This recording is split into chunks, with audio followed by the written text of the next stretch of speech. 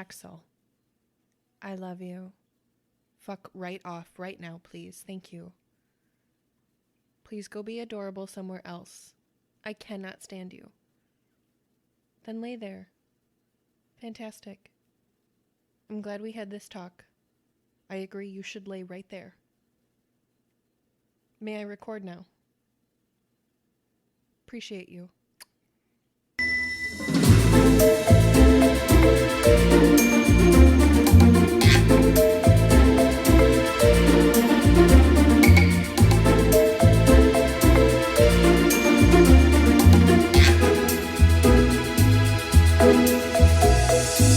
Hey y'all, welcome to Taboos, the podcast where we talk about taboo culture with foul mouths and drinks in hand.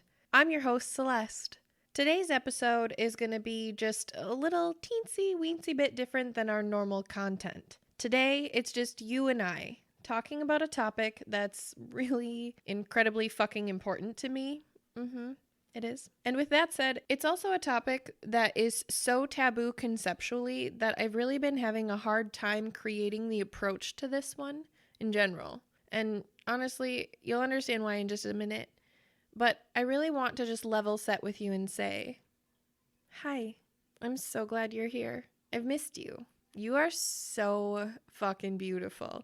You are my absolute best friend right now. Really, you are. Welcome to my safe space. The safe space that my best friend and I in real life created to talk about things that need to be talked about. Mostly things that society wishes we didn't. But I need to be really honest with y'all. This episode is one that a lot of people might brush off and deem unimportant, which honestly is totally fine because this episode, like I said, is incredibly important to me. And it's very, very possible that it will be for you too. If you're new here, this is where I would move forward into our normal format, which is full of research and history and unbiased perspective, along with some statistics and the whole shebang, okay? And I promise that this episode will have that on my life. But we need to just appreciate this friend space for just a second. Because right now I really just need you, my best friend, to just hear me. So let's settle in, let's get comfy, grab a drink if you want to, roll a blunt if you feel like it, get a blankie. Let's experience this shit together, just like I would if you were here. So tell me, how was your day today? How are you today? I'm really proud of you for opening your eyes today. I know they were heavy. I'm really impressed by all you got done today, even if that just looked like charging your batteries. Can you tell me something that made you laugh recently? Like, just hear me out. Like, really laugh. Unexpectedly. The kind of laugh that you feel in your toes. The kind of laugh that made you grateful that you were present in that moment. That's the kind of laugh I want to hear about. You can pause if you need more time, because I want to hear it all. Because your happy makes me happy. And we deserve nothing but happy, right? Yes, baby, we sure fucking do. Thank you for sharing your happy with me. Felt and received and forever grateful for sharing this moment with you. Sincerely. Oh, how am I? Bro, I am so thankful that you asked because it has been really rough out here for your girl. I will spare you the nitty gritty and pity because we are not here for any of that shit. But high level, I'll break it down since you brought it up. So my best friend and I started this business, which has slowly boiled us down to eat, breathe, sleep, live this show. Not because we're obsessed, but because this is our art. This is our creative expression. If we were singers, we would have started a band and made a song called Fuck Christopher Columbus, and it would have gone viral, and it would have been the same journey, but to a beat, okay? But I'm not a singer, and Allie would tell you she's not either, so here we are. I'm a writer. And y'all might not know that about me. Words are my superpower. They are my shield, they are my sword, and they are my safety. Exchanging words and feelings is what makes me feel safe. I ask as we keep going when I ramble, y'all keep that in mind. I'm actually terrified to be on this stage right now, by myself, bearing my soul to you. So sincerely, thank you for being this shoulder for me right now. I've really needed it. Starting this business has easily been the best wild idea I've ever fucking had, and I wouldn't trade a single second of it for anything, because this is us. This show is us. This is who we are. We are taboos, and I'm so fucking proud of that. But this show and this lifestyle has cost us more than we were ever prepared to consider when we talked about starting this show. This life comes with haters that cut you right down to the soul. People you've trusted with your life turn on you for your beliefs, for your success, for your voice, for your laugh, for your morals, for being honest, for not conforming, for being unapologetically us. And along the way of finding us, we've lost a lot. We've lost family. We've lost friends. We've lost hope once or twice. That is for damn sure. We lost communication. We lost time. We lost notebooks and pens and a collection of really dope beer cans over the past year. And it's been really hard. In my personal life, our cat Static died.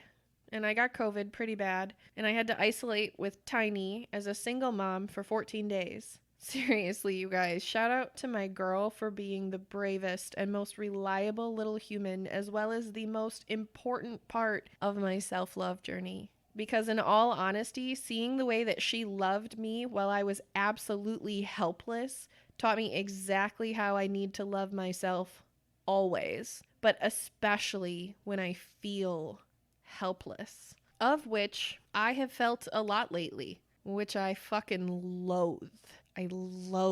I detest being helpless. I cannot stand when others believe that they are helpless.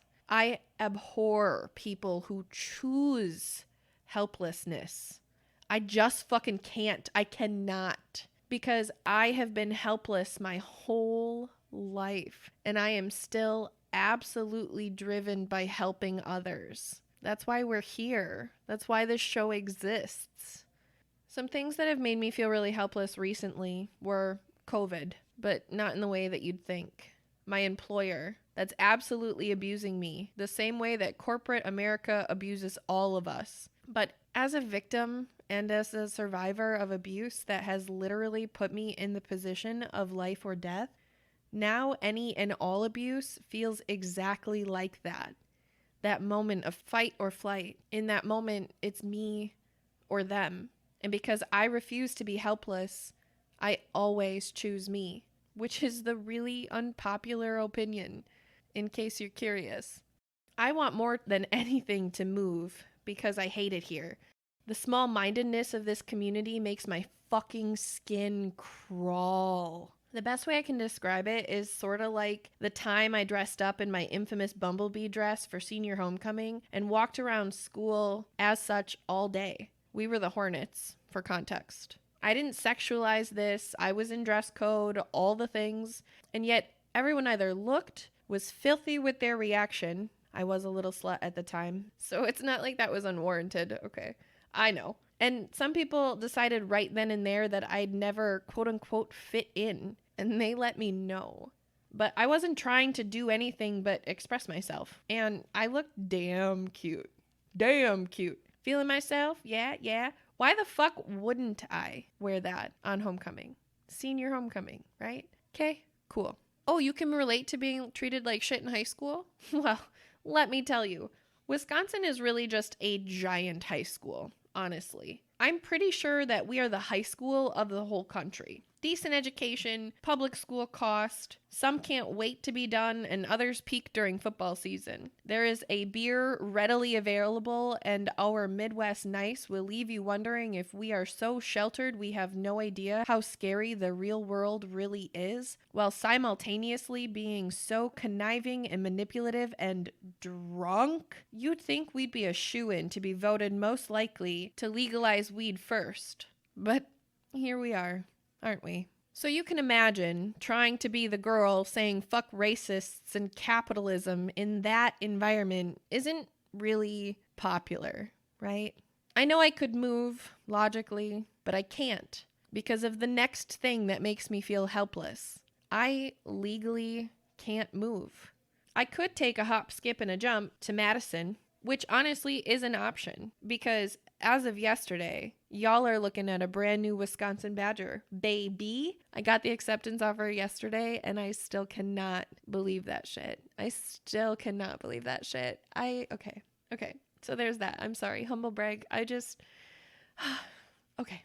But also, realistically, that's not an option for us because my daughter has a father who has been determined by the court to have a continued role in her life, which makes me feel helpless, as well as he is my true narcissistic experience, perspective, and abuser. Helpless is exactly how he likes me.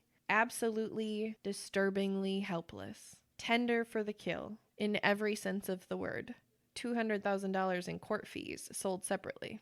So honestly, like, even if I could leave, I can't escape the confines that are the educational walls of this institution, which all makes me feel helpless. Normal people, such as you, I'm sure, always react with, "Oh my God, Celeste, can your family help?" Because it's the only logical and comforting response that any of us can cling to when someone says the shit that I have just said, right? Like, I totally get that. And I'd like to offer another piece of information that's important for us to talk about that's been going on with me, because this will honestly be probably the most taboo thing that I will say in the history of this show. Words I have never said before so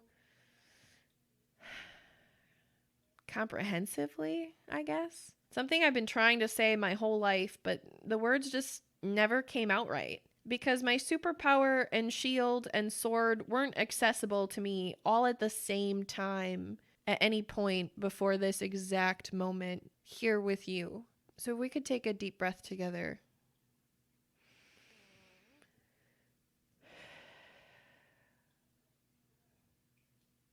I'm holding your hand. Thank you for holding mine. I'm a hand holder. We'd be hugging otherwise. So, my family believes that I'm helpless. They always have, my entire life. My family is certain that I am incompetent to make decisions for myself or my daughter. And there are members of my family that perpetuate that belief because, welcome to high school mentality, right? That shit is in my DNA. My biological father was the spoiled rich boy whose mommy let him be a feral child because he has severe middle child syndrome. His older brother couldn't save everyone, so he saved himself. And his younger sister was always being sexually abused by her stepdad and my paternal grandmother. And because we are, as I like to call it, Midwest nice, we don't talk about it. In fact, we don't talk about my Aunt Gina at all anymore. This life was so cruel to this woman, and yet she lived an incredibly beautiful life in every way she could. My Aunt Gina was the heart of every room she walked into. The warmest, brightest, safest spot to be, always. Her laugh still rings in my dreams, and I feel her hugs all the time. She fought an incredibly rare, at the time, like, I don't know if it still is, but a specific type of brain cancer for over 10 years. She beat it once and was in remission for a few years, but we lost her to her second battle 5 years ago. My aunt actually is who taught me that love could heal anything. She forgave everyone because she was that type of woman. And she honestly never got justice, criminally or even within our family. And I've always felt so compelled to fight for her the way that she fought for everyone that she met, which made me feel helpless that I couldn't, because I didn't know how to help, because I was a kid, because I didn't know the full story. So here's the only thing I can do to help this woman that I love. Here's the only thing I know how to do, which is tell the truth. Not one of us deserved that angel that we called our family. And we all lost her tragically at the same time, which made me feel helpless. My biological mom, being the beautifully broken little warrior that she was, and still is, the only person who ever told me the truth about my aunt so that I knew what to be wary of when I was at my dad's alone, which included much more than just this perspective. Because that motherfucker was a wife-raping, abusive alcoholic and heroin junkie with the emotional intelligence of a first-grade storybook, which honestly is exactly perfect for his reading level. All things that made me feel helpless, and I was very aware of them. But my mom left my dad, hence, she wasn't there. And here we are. My mom is brilliant and bold and fierce as fuck. Fierce as fuck. She is the life of the party and the cheerleader always. Her heart is good no matter how scared and bottled and inebriated it is. But it is a good heart indeed.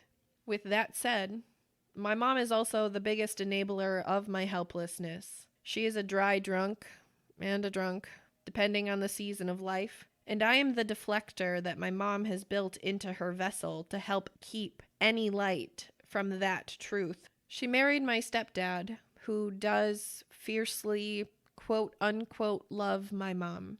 I'm honestly not even saying he doesn't.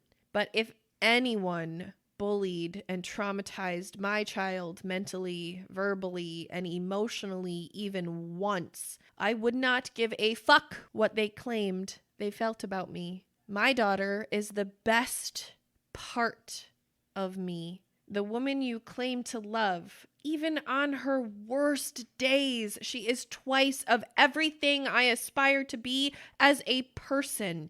If you could ever hurt her and still tell me you loved me, it is an absolute lie, and boy fucking bye. That's my position. But my mom is the helpless enabler, remember? So obviously that's not how that shit went down, okay? Nor was that news receptively heard. It likely never will be. I will likely always have this dynamic with them, and it has alienated me from my entire family. Who is okay with that? Because my mom talks mad shit, and my stepdad gets off on it, which is likely the only way that they get it going, if they even do these days. I don't fucking know. But all of those things perpetuate my feelings of helplessness. When I feel helplessness like that, I hear Gina calling to me the way that she has my whole life, as my role model, as the only person in my entire family who never spoke a word out of anything but love for me, saying, "Always find the strength to fly," which happens to be my bicep tattoo.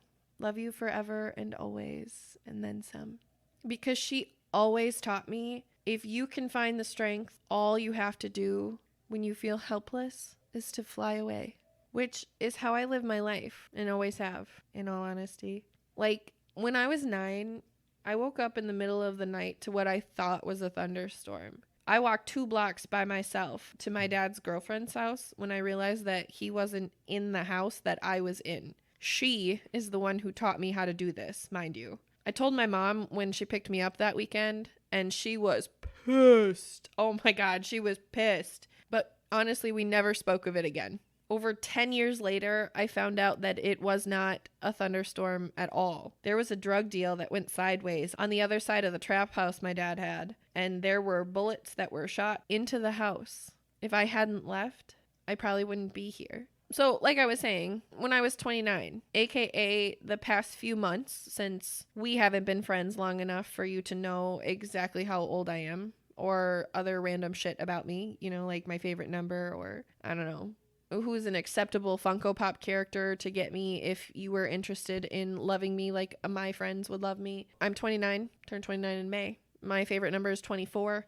and all of them are acceptable except for sports characters and rich white dudes who were only made into figurines because of their privilege. So, like, no president Funko Pops, but yeah, I think that's about it. Everybody else is totally acceptable. Now we're acquainted. So let's talk about 29. I lost my family, my cat, I got COVID, I hate my job, I hate this state, and in general, because I was so helpless, life made sure I felt it, you know, with money and bills and stupid people and all the normal things that you have to deal with too, which are all important for context. Remember how I said no nitty gritty or pity? Yep, all of that's real, because helpless I am not. Just please hold on. Because there is just one more perspective that we have to touch in order to get into this episode. I would have never, ever, ever come to the conclusion and to the place of this place of acknowledging that I have been the biggest perpetuator of this helplessness without this context also. Whether that's because I have literally survived this way or I subconsciously self-sabotage, which is absolutely a real thing that I do, honest to God, even consciously. Shout out to our imposter syndrome episode specifically. But also, welcome to Taboos. Check out any episode. They are all important as fuck, and I self-sabotage in all of them. Enjoy! But I'd never come to this place without meeting the man that I love. And for the sake of this conversation, we're just gonna say his name is Logan. He's the guy that we talk about in our men's mental health episode. If y'all want to hear about how much I love this man in a setting outside of a hippy dippy one, that's absolutely fine. I would suggest it. It's a really good episode. So I met Logan on Plenty of Fish, of all fucking places, in the weirdest fucking way, inexplicably, in a comedy of errors, if you will. And I just knew from the moment that I saw him in that thumbnail, I was like, oh my fucking God. I would do all the things to him with my mouth. Yes. Yes, ma'am. Thank you. Basement flooded. On the spot. Done deal. Read the bio and it said some stupid ass quote about being a military man or some fucking, I don't know, America shit. I honestly don't remember. And he's laughing his ass off right now as I struggle with this detail. He would also be telling you exactly what it said if he were here, along with exactly what my first message was in response to said bio. Because even though at the time I was ignorant and sheltered, I absolutely still had opinions. Oh, you bet I did. And from the moment his response hit my phone, I watched the notification come in at 11:33 a.m. on December 13th, 2018. I knew I loved this man from that exact minute. And sure as shit, I was fucking right. This is absolutely a hate to say I told you so moment, but like to myself, you know, because I'm such a little sadist. From that message on, we were on this roller coaster, which is the episode content we are all here for, right? It's coming, I promise. You asked how I was, remember? The first time that we spoke on the phone, we talked for 8 hours, literally.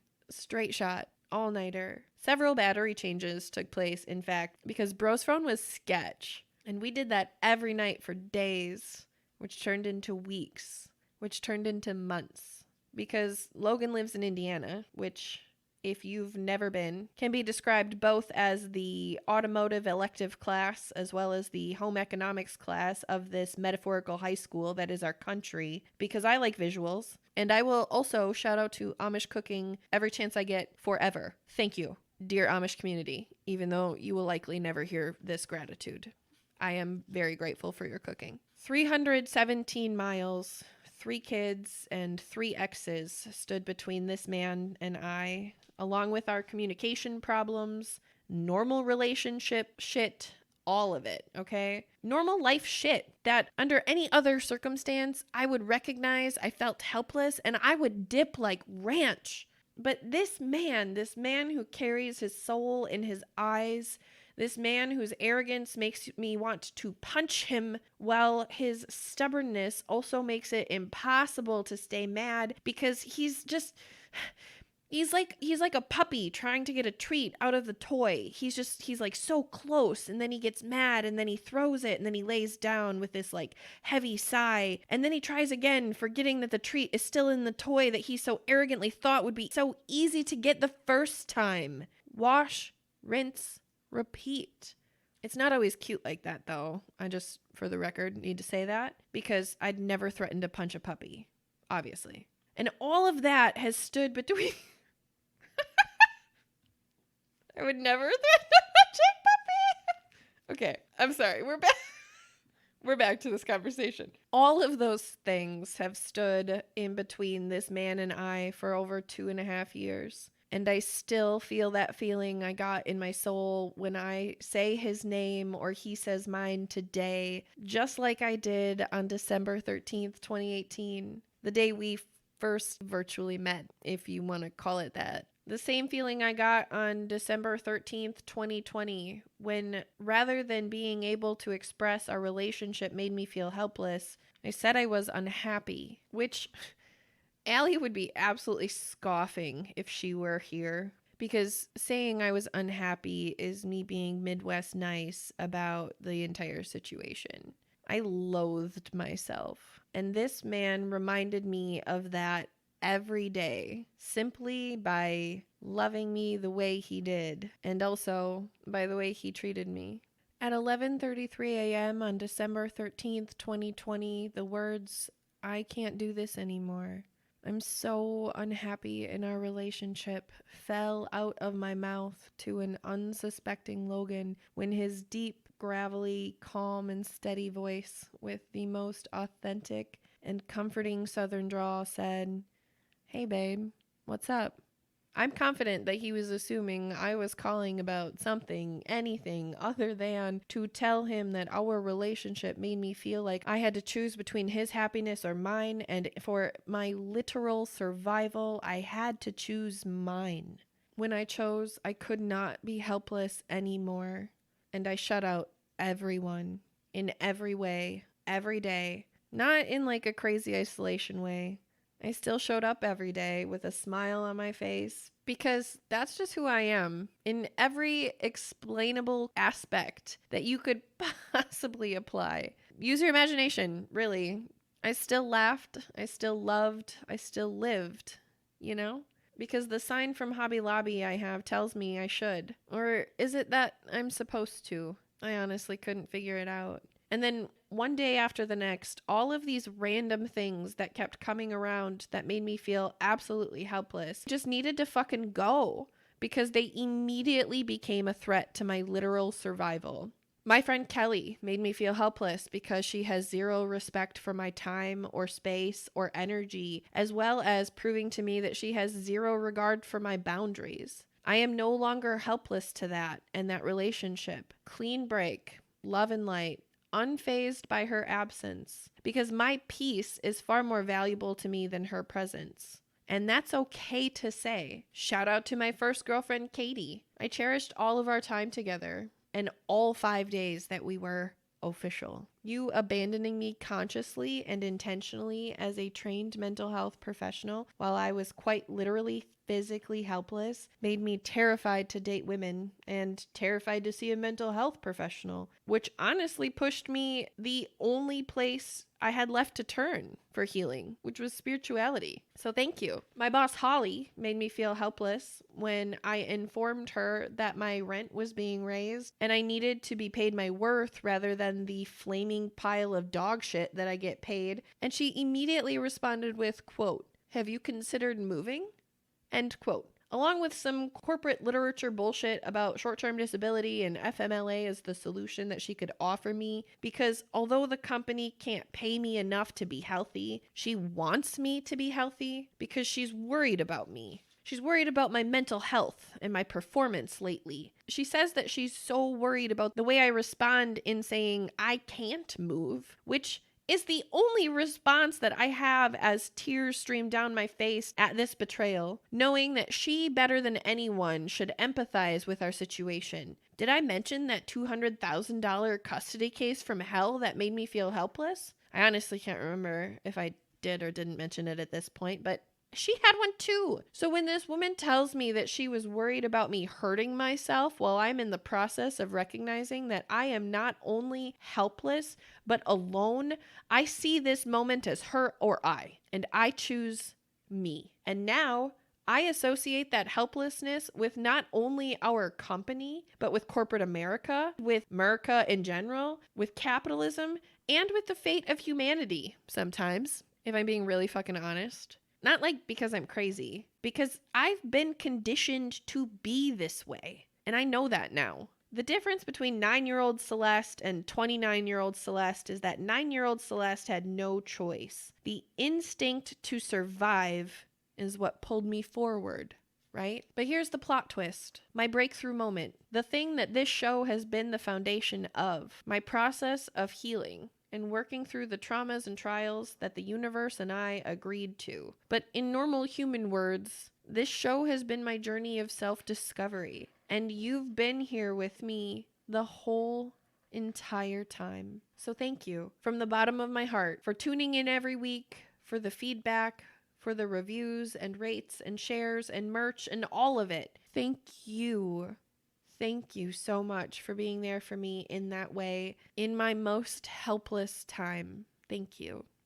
Okay, but listen, you remember how Logan and I broke up? Yeah, in this life, we sure fucking did. But it's a lot deeper than that. And I just want to really say, Logan is 100% his alias, so you won't figure it out, I promise. It is also the name of my favorite sex toy. Shout out to our episode on sex toys. It was named that previous to this content, and also it's ironic. And now I am just... So anyway, let's get back to this. Stay focused, Celeste. I know as my friend, you might want to hurt someone who hurt me, and under any other circumstance, I promise, ask my narcissist what my face looks like when I see a bus headed our way. I am on the edge of my seat with anticipation for karma to body slam him with a little toot toot for good measure. So you won't figure it out, I promise. Nobody needs to go hurt him. Nobody needs to handle anything. It's been handled, okay? I know as my friend you got me, and I appreciate that. Thank you so much. I got you too, okay? Anytime we need to hide a body, you give me a call. But, okay, Logan and I are different, and I loathe that. You want to know why? Because I am absolutely fucking helpless to it. Or I thought I was before this research, which I pinky promise we are approaching our destination. But I have to tell you my perspective of our relationship, maybe even a perspective that you can even relate to personally, or maybe you've seen before. Actually, you know what? Have you ever heard of The Notebook? It's a famous chick flick. Ryan Gosling and his fine-ass self, and Rachel McAdams and her fine-ass self. They're the perspective that I want to offer for you visually as we talk about my love story, titled The Special Guest Notebook. Dun, dun, dun. Shout out to anybody new here. I handwrite all of my research, and I use notebooks, obviously. Duh, Celeste. Fucking idiot. And, lost it. ADHD. Learning to love myself.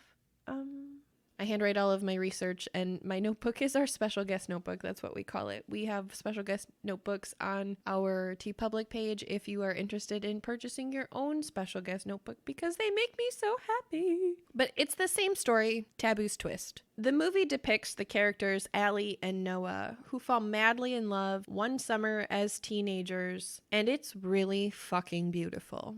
Life throws all the wrenches into the plan because it's the 50s and they were kids, and honestly because it was significantly less complicated to have a healthy relationship, let alone a long distance one at that time. But you know, I digress, okay? Life tears them apart. Allie falls in love with a new dude. Noah hates his life. Tale as old as time, right? And we're gonna pause the story right there for just a second to add the sauce. Allie and Noah are twin flames. Dun, dun, dun. If you're not sure what twin flames are, and that's why you clicked on this episode, sorry, not sorry, I guess. Allie comes back for closure because she loves Noah, right? She could never consciously leave this single fabulous life without consciously reclaiming her heart from the first and only person to ever hold it, to ever see the pattern in which it beats while she's asleep. The first person to make her heart not only feel the spark and current of love that is different from the way that she loves her friends and family and even her fiance. The first person to make her heart feel whole. How could she give what's left to this new guy without saying goodbye to the other half? How could she live every day the rest of her life happily with only half a heart? And as the audience, we cheer her on as she runs into Ryan Gosling's fine-ass arms in the rain, and she cheats on the man that she's about to commit her life to, simply because loving Noah to Allie means loving Allie as her whole self. And Noah feels the same. They live happily ever after, have all the kids, all the things, and spoiler alert, they die together in their sleep at the end. It's really fucking heart-wrenching. And in the most simple and visual terms, that is the twin flame journey. Okay. How do I know that? I watched it last night with a half a pint of ice cream and a box of tissues as I sobbed my face off, watching the parallels of my life and this movie while grieving the loss of my twin flame. Shout out to my ADHD, because your girl just needed a good fucking cry, and here is where I found it. Completely by coincidence. While mourning my decision to once again run away from my own twin flame, because he is still absolutely not the man I deserve. He chooses his helplessness, and I literally cannot run to safety fast enough. So I can tend to the gaping wound in my chest that he left when he said, "Yes, ma'am," and laughed for the first time in months. Two of my favorite things that he does in the same moment, plus helplessness, plus him choosing helplessness, equals a half of pint of ice cream and The Notebook and this episode. Ta-da! In 1000% transparency, which is the perfect amount of context, I think, for my research and evidence to support not only my own twin flame journey, but my beliefs and my spiritual side as a whole. And before we get into it, I really just ask that you sit with this quote from the actual Notebook. Like the movie, not like my actual Notebook. Like Special Guest Notebook is different. I always quote my special guest notebook when it's my special guest notebook, just for anybody new here, just for the record. I think that's important. And I want to share this context with you from the movie because throughout the rest of this content, I identify my feelings as quote unquote love. Like that's how I talk about it in the rest of the episode, because that's what it is for me. Like for me specifically, that's how I feel. Those are my feelings. But I need you to understand exactly how I believe in love and to what capacity. And this quote really hit. So let's go. All right. So Allie has dementia. Noah walks into her hospital room, and for the first time in years, she recognizes him immediately. And he's overwhelmed with emotion to see the woman that he loves right there in front of him, just like she was the first time that they met. Allie's tucked into her hospital bed, and she says, "Can I ask you something?" Noah, sitting at her bedside, says, "What is it, sweetheart?" Her hands tremble, her lips quiver. She inhales sharply and says, "Do you think our love can create miracles?" Noah nods his head, tears welling in his eyes, and says, "Yes, I do. That's what brings me back to you each time." Allie responds with, "Do you think our love could take us away together?"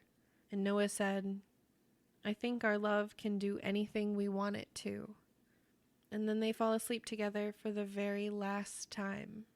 I do believe that love is capable of miracles.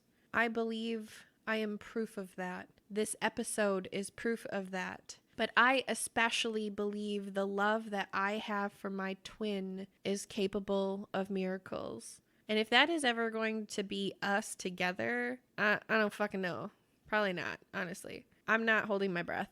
I will find new love undoubtedly. But I can't ignore that if that love and energy can't be shared between he and I can share that love with you as someone I love, to hopefully offer a perspective you may have never considered about the love in your life and the miracles it could bring you, which is all I want as someone who genuinely just loves love.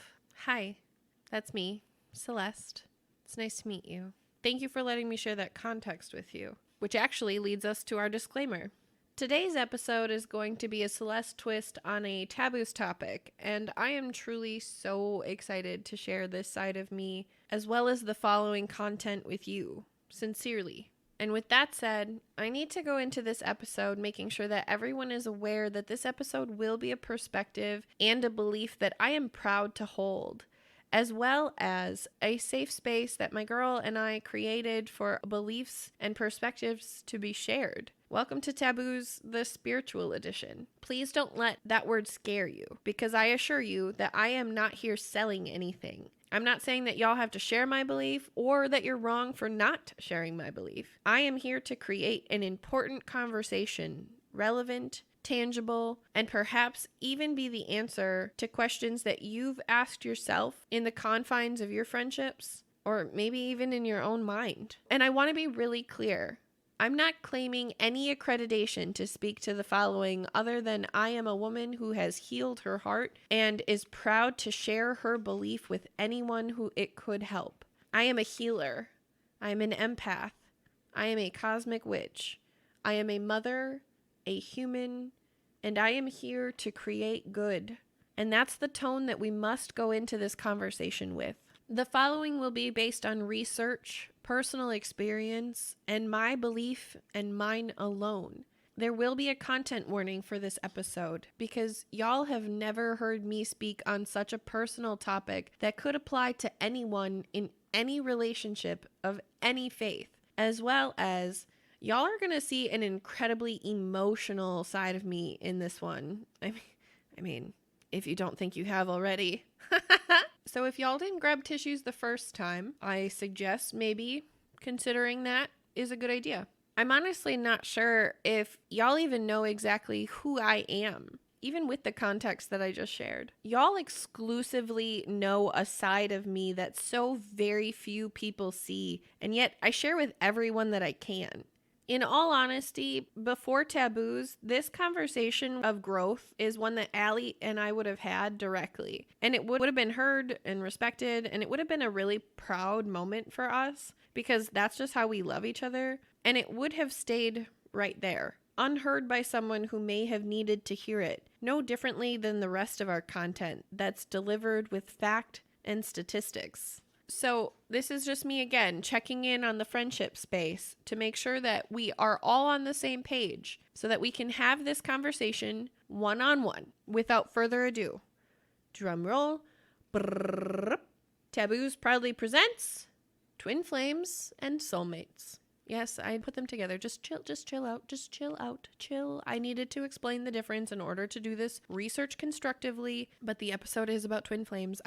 Okay, yes, I understand. Here we go. So let's lay some groundwork. This is really important to me. There is a difference between spirituality and religion, which will be its own fucking episode. Stay tuned. I am so fucking excited for that one. But high level, we need to discuss the difference between religion and spirituality because it's really important to distinguish that I am speaking to all of the following content from a purely spiritual perspective, which makes this content arguable for some people. And that's not welcome in this space specifically right now. Believe what you want, take what you want, leave what you want. I literally don't give one single fuck either way. You do you, boo-boo. I wish you the best. And you want to know how I can prove that? The following content is not a perspective that Allie's beliefs align with. And yet that woman has supported me every step of this entire journey and still respects, understands, and appreciates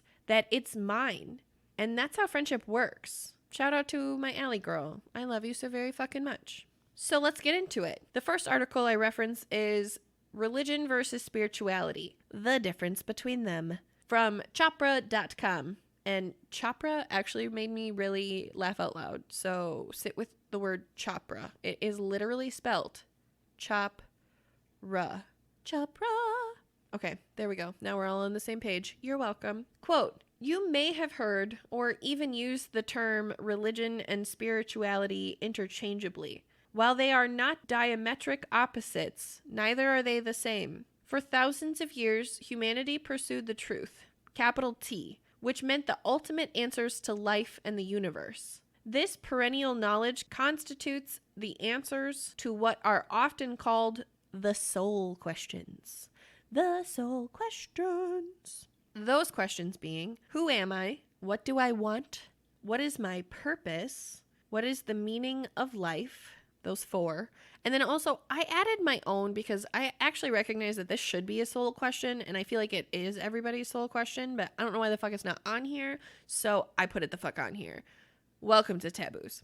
Also being, what is the meaning of my life? My life specifically, me, Celeste, but also not me, Celeste, you, my friend, like your life. Ask yourself, have you ever asked yourself that question?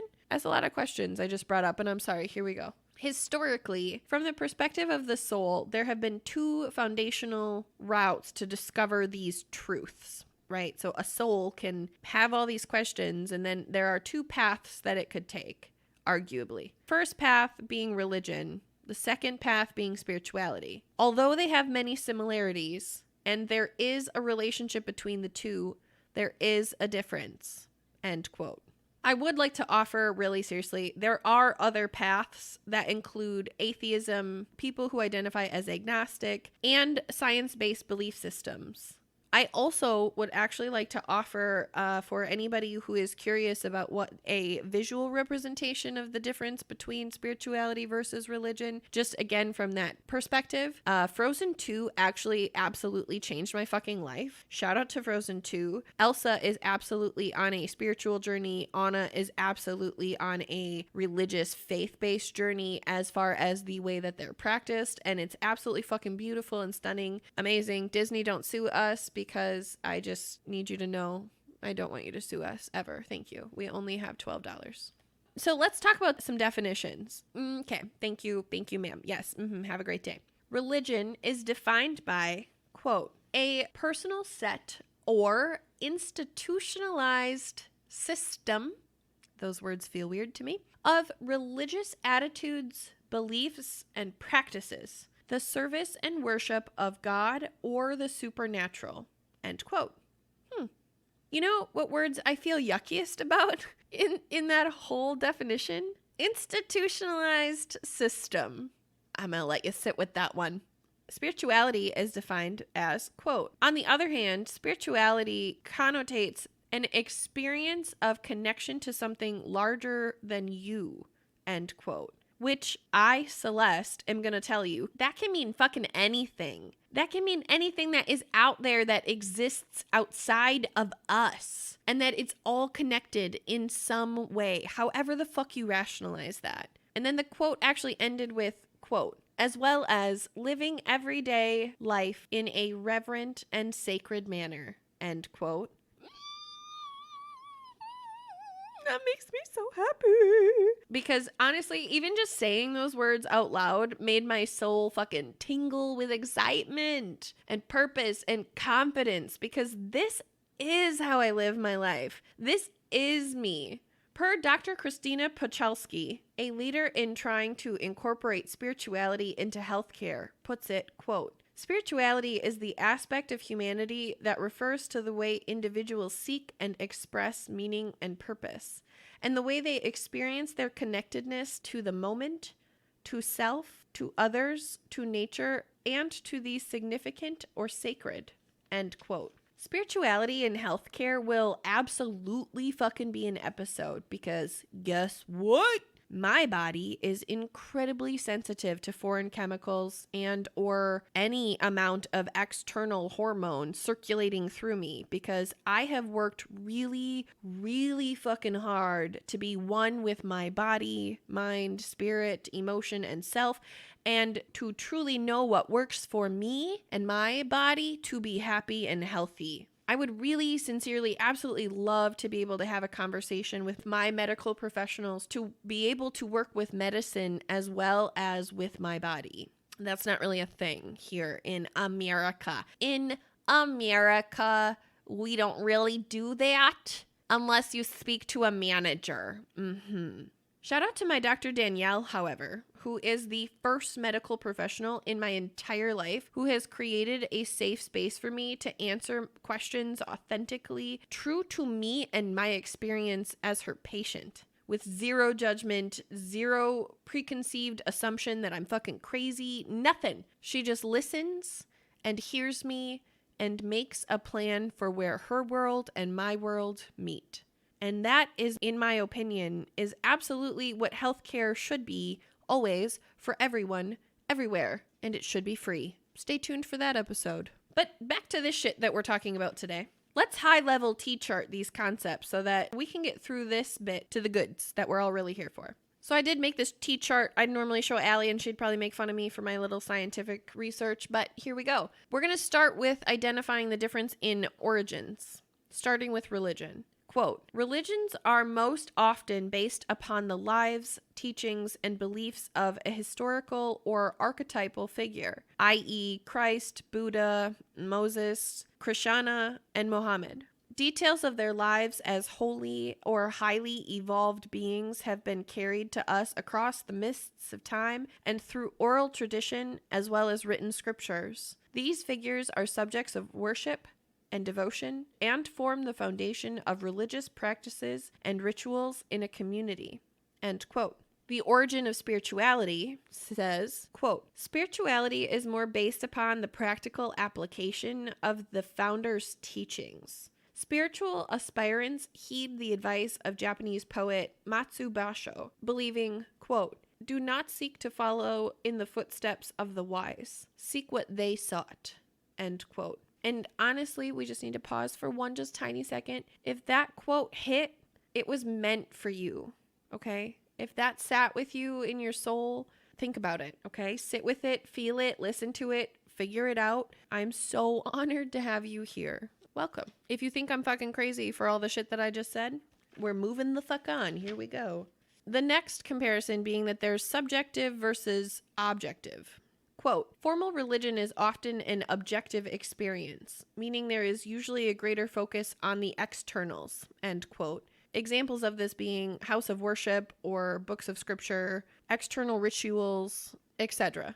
Quote, this is the equivalent of object referral, in which your attention is placed upon the objects in your experience, end quote. Meaning the physical book, rosaries, crosses, honestly, also even like just going to mass at church physically. Quote, spirituality leans more towards self-referral or the internalization of your awareness of your soul. Spirituality is an inward journey that involves a shift awareness rather than some form of external activity. Such as, spirituality is much more about inner understanding than outer worship. This is not to say that worship is not part of spirituality. It is a matter of where the devotion and worship are directed. For example, being to an external practice, object, or figurehead, as well as to your soul, higher self, or divinity within. I really believe that the following comparison is the most arguable reason why people not only don't understand, but in all honesty, what they fear about spirituality. And that is the perspective of organized versus formless. Quote, one of the hallmarks of religion is its organization. It is a structured, frequently rule-based construct that to some degrees governs the behaviors of its members. Moral rules, laws, and doctrines, as well as specific code and criteria, create the organized structure that contains the religion's specific belief system. This isn't necessarily a bad thing. In previous, more uncertain times, the rules and dogma of organized religion helped give society a sense of certainty, which helped to guide and comfort those whose faith is lacking, end quote. So honestly, there are pros and cons to this. I identify that. These are my personal opinions, my personal pros and cons. Let's hammer them out. The pros specifically of religion. A readily available and quote unquote normalized sense of community being one of the pros. Another being that there's a common understanding of the expectation of behavior, right? Like on Wednesdays we wear pink kind of a thing. You know what I mean? Like then if you show up on Wednesday in blue, it's fucking weird. Kind of like that. And the guiding principles of faith, honest to fucking God, in my opinion, are beautiful. That's real. The cons, in my opinion, being that you are one of many, which I don't love. Different equates to morally wrong. Also, don't fucking love that. And it's honestly all a business with an agenda and capitalism, and it's fucked because of that reason. And there's the biggest con. Yes, it is true. Here we are now. Quote, spirituality, though, breaks free from the restrictions and rigid structures sometimes associated with traditional religion. The spiritual aspirant recognizes they are on a quote-unquote pathless path of self-discovery. They are not following a set of external rules, but their own inner call to spirit. In this way, spirituality can sometimes feel like a rebellious act of going solo and leaving the tribe, end quote. I need to say I don't love that they use the word tribe, and just bear with me, let me tell you why. Tribe specifically is a term that is used by indigenous cultures, and I really think that it's very, very fucking interesting that the racist slant is even present as we compare religion to spirituality. I am a spiritual person. I don't belong to a tribe. They are not synonymous at all. Okay. I need that to be said. So, let's not use tribe as a word to describe a group of fucking people. Okay. There's literally any other word that could be used unless you're using it to accurately describe an indigenous tribe. Yes. Thank you. Carrying on. Yes. Okay. Yep. All right. Glad we're on the same page. Love you. I would also like to offer, or in my case, where most of the people around you consider this form of healing makes you mentally ill or reckless or unstable or bipolar, selfish, narcissistic, ignorant, naive. The list goes on and fucking on. And I am here to say, for anyone who has never heard it, you are not fucking crazy for listening to your body. You are not fucking selfish for expecting people to respect your energy and spirit the same way we demand respect for our physical bodies, our feelings, and our ideas. They don't have to like that you connect with yourself the way that they connect with their God. It does not invalidate your experience. And that's the beautiful thing about believing. That's the beautiful thing about faith. And that's what I fucking love about faith. And for anybody who still wants to argue that spirituality is evil while religion isn't, you tell them that Hitler was a religious man and Mother Teresa was a spiritual woman. Although both identify as the same faith, it was their practices that we remember them for. And one of them was the most embarrassing shit stain on the underwear of white people for the rest of eternity, while the other was motherfucking Teresa. Okay? Good talk. Shout out to my girl. If you don't know, Mother Teresa said that she spoke to God in her head and they made her a fucking saint because she was a good human being. Yes, she was. And that's honestly where we're going to stop that part of this conversation. But if y'all would like more spirituality episodes, please don't hesitate to reach out and let us know. And I would be happy to do more because I get off on this shit. I also want to just pause and really acknowledge that there are so many more types of relationships out there. And there are very normal, healthy, perfectly acceptable terms to call the person that you call your person. Okay, we need to just have this little name identifying chart for just a second, because that's how I wrote it in my head. That's how I wrote it in the special guest notebook, the actual physical notebook, not okay. Some of those include husband, wife, life partner, teammate, co-parent, sugar baby daddy mama, home, my safe place, best friend, boyfriend, girlfriend, my human, my favorite person. I just need to time out on that one, especially for people with mental complications like borderline personality disorder. My favorite person is specifically a very, very important title. And baby mama, baby daddy in a consensual and flirty way is a totally normal title to be used. If it's derogatory in any way, it absolutely is not. And get fucked if you use that shit as an insult. Get better material. Your fucking kids deserve it. I'm sorry to say it that way, my friend, my dear friend, but I would say that shit to any friend of mine.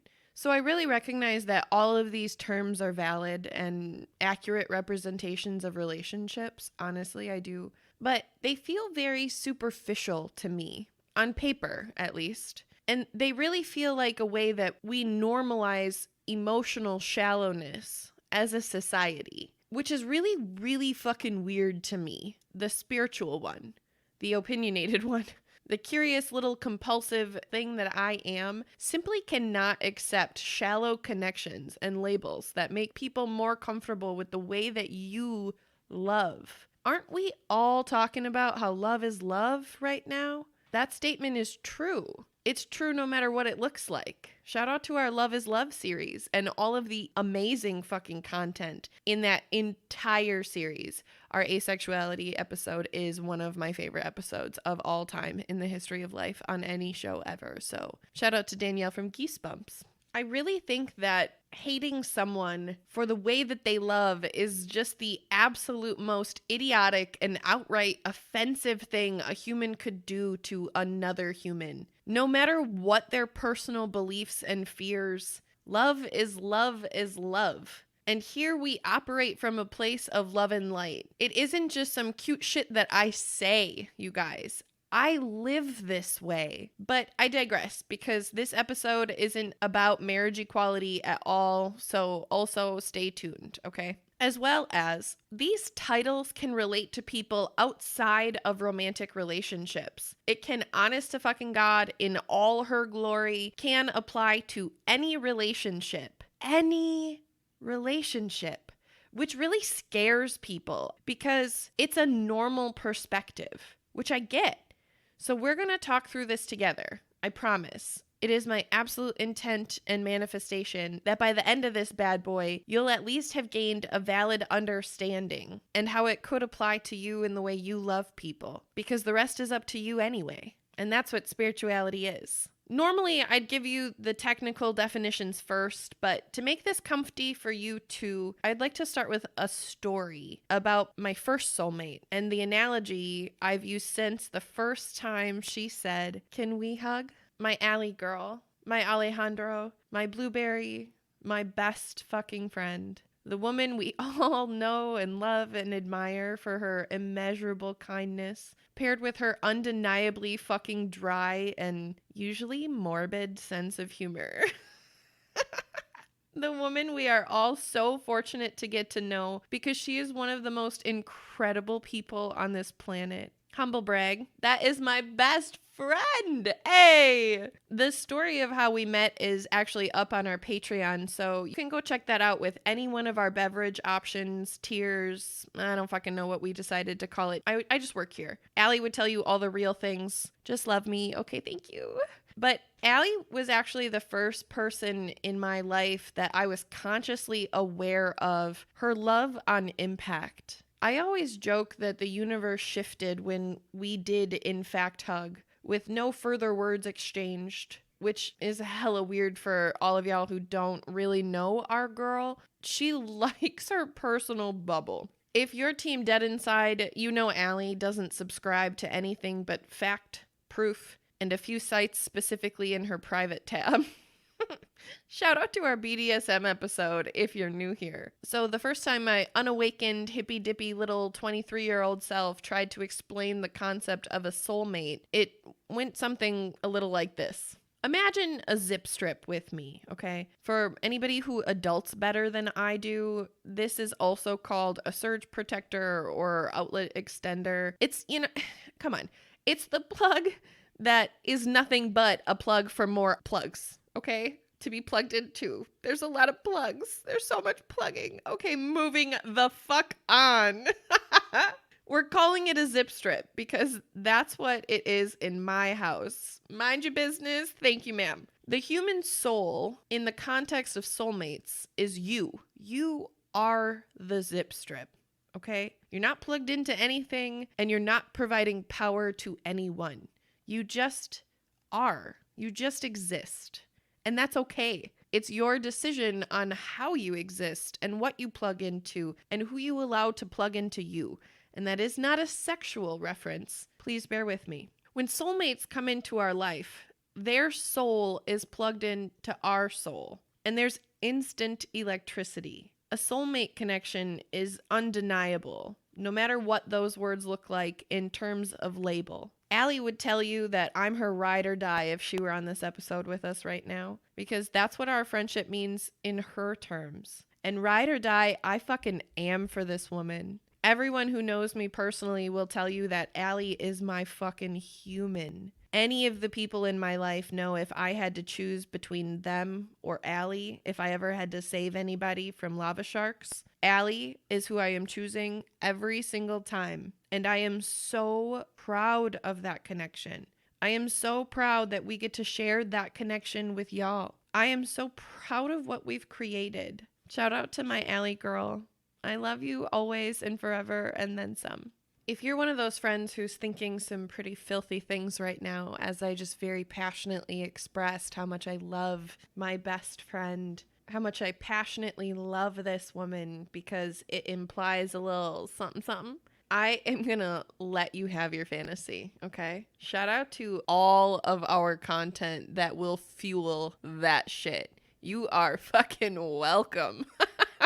But hold on to your panties because we are not there yet. I just needed us to be on the same page about the zip strip and soulmates and Allie and all the things I love all dis. Okay, cool. How is this different from a twin flame is the other big thing that we should probably get on the visual board because it's not the same. So let's talk about that in Celeste terms too real quick. I have a twin flame. I knew from the moment I saw his face that I just knew him the way that I knew myself. And I knew that everything that led us to one another that was weird as fuck is still weird as fuck. We still are weird as fuck, in all honesty. And we likely always will be, because that is a twin thing. And we'll get into it. Just hold up. Just 1 second. Please hold. In spiritual belief of those who share my belief would tell you that upon our soul's creation, quote unquote, we, meaning I, Celeste,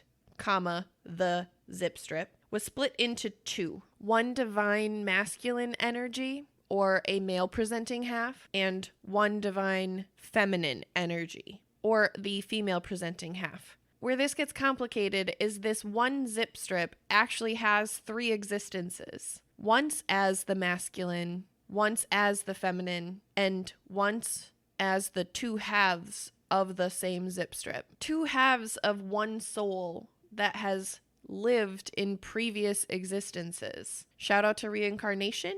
Love that shit so fucking much. I get off on reincarnation and stay tuned for that. This soul previous to being split has already lived two previous existences. The theory being that our soul is the same in each existence. The variable being our physical human body. But you've heard the saying, we are what we attract. Okay, literally, this is that. And I want to be clear. I don't mean that in the sense of I like dogs, so he likes dogs too. Let me say this the way that I believe to be true so that you know where I'm really coming from.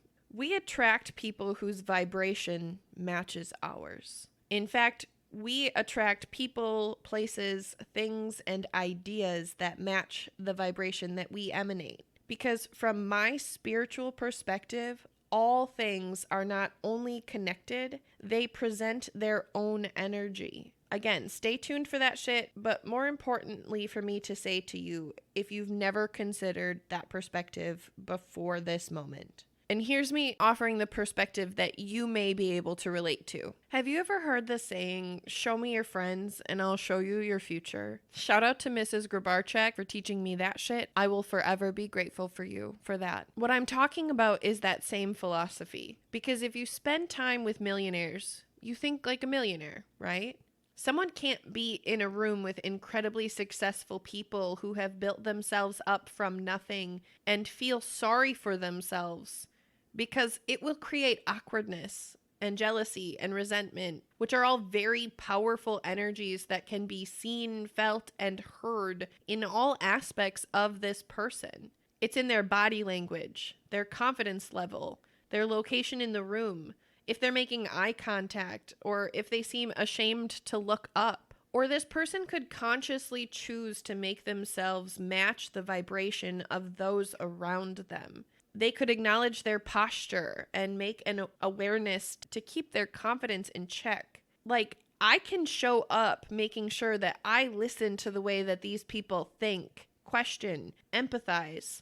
Or if they don't empathize, lack of empathy is just as fucking telling to me as it is the presence of. all things about myself that I can also control. This might have been a hippy dippy side tangent. I'm not even sure. I'm probably rambling at this point. From that environment, I take what resonates with me and I leave what doesn't. Because if I don't agree, I learned something.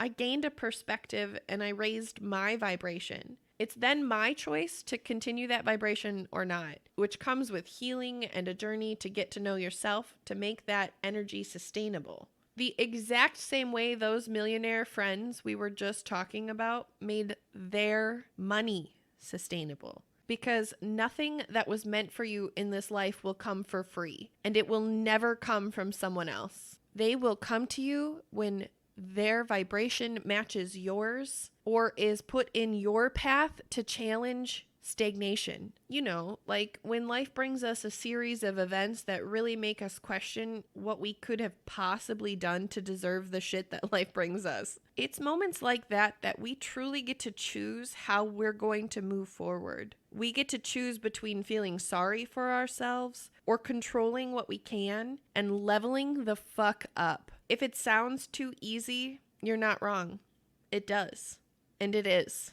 But I promise you, it isn't easy. Nor is it meant to be. Nor is it meant for everyone. So believe what you believe, boo-boo. As long as it doesn't hurt others or deprive others of their feelings and beliefs, it literally does not fucking matter to me. The mentality applies to anyone and everyone as human beings. Spiritual intention not included and sought separately. Follow us for more free life tips. Also, unrelated but related, because we've definitely said this on this show in our imposter syndrome episode, it is never ever about what you know. It is always about who you know. So your vibration matching that of people you aspire to be is really fucking important. I need you to keep that in mind. But back to my concept of vibration applies to all people other than your twin flame, which can be really confusing. So let's go back to that for a second. We have absolutely no requirement or limitation or any sense of control over our situation with our twin flame, other than to take the journey of making our two halves whole again, which is a bonus level from the universe and absolutely nothing more, or to not, and to journey the rest of this life in physical being independently. I had a conversation with Tiny about my twin flame and I to explain to her the situation that I was experiencing because I've been really sad about it and really struggling with it. And I wanted her to understand that I don't feel hopeless for love. I know that I will find love even if my twin and I are not the answer. I know that I will live a life full of love and opportunity and beautiful things, and I deserve that. But it doesn't change the fact that losing my twin has really fucked with me. And my daughter knows it. Also because my daughter is also an empath and she's also connected to my twin because she loves him very fucking much. I mean, he's her papa bear, so that's very fucking normal. And I want my daughter to understand this separation and why it's so difficult for me because she sees me firsthand witness of me removing other toxic people from my life no differently than she would watch me papa zit. I mean, seriously, it's literally not that big of a deal for me. And I know that she thinks it's really bizarre that I can't just let him go. So we had this conversation and I want to share it with you too because I think it will also help this visual perspective. Twin flames are like a yin and yang. And we're going to talk about that more specifically about Logan and I in just a second. But twin flames as a whole represent in this philosophy the yin and yang. I know that Logan is my yin and I am his yang. And we would live a beautiful life in black and white. It would be timeless. But I also know that if we can't make that yin and yang the zen and peace and serenity that yin and yang is supposed to represent, that's okay. We will both move on to find the opportunity of loving someone in full spectrum color because we both deserve that. If you can't say that about somebody who you have claimed to have loved in your life, I promise they're not your twin fucking flame.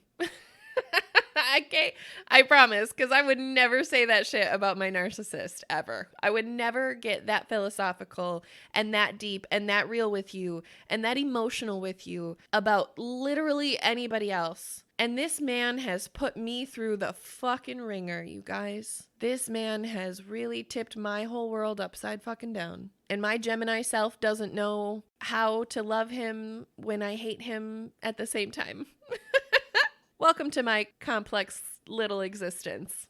I hope that analogy was helpful for you. It really was helpful for her, and it really opened up a fantastic conversation for us about healthy relationships. So that was the other reason I wanted to share it with you, in case you wanted to share it with your kids, if this is something you subscribe to, or maybe even relationships as a whole.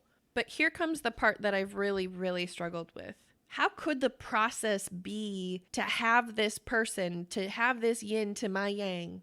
How could the option of being unwhole be okay? I've really, really struggled to grasp that. This is the exact thing that I have struggled with, and I have spent thousands of hours meditating and reflecting and healing and listening and breathing and crying and growing. And I am so proud of my ability to make the connections, to answer my own questions until all of my planes of existence are satisfied with the answer. I know. Shout out to being spiritual and neurodivergent. Hey. But this one concept right here has haunted me to my core because I simply could not fucking grasp it. I couldn't get there because I have extreme abandonment issues and inner child trauma that needed and will continue to need healing. And that is all part of the motherfucking ride, baby. Enjoy every second of it as much as you can. I promise it will be worth it, even when it feels like it won't be. And I really didn't even come to that place until I met my girl Des.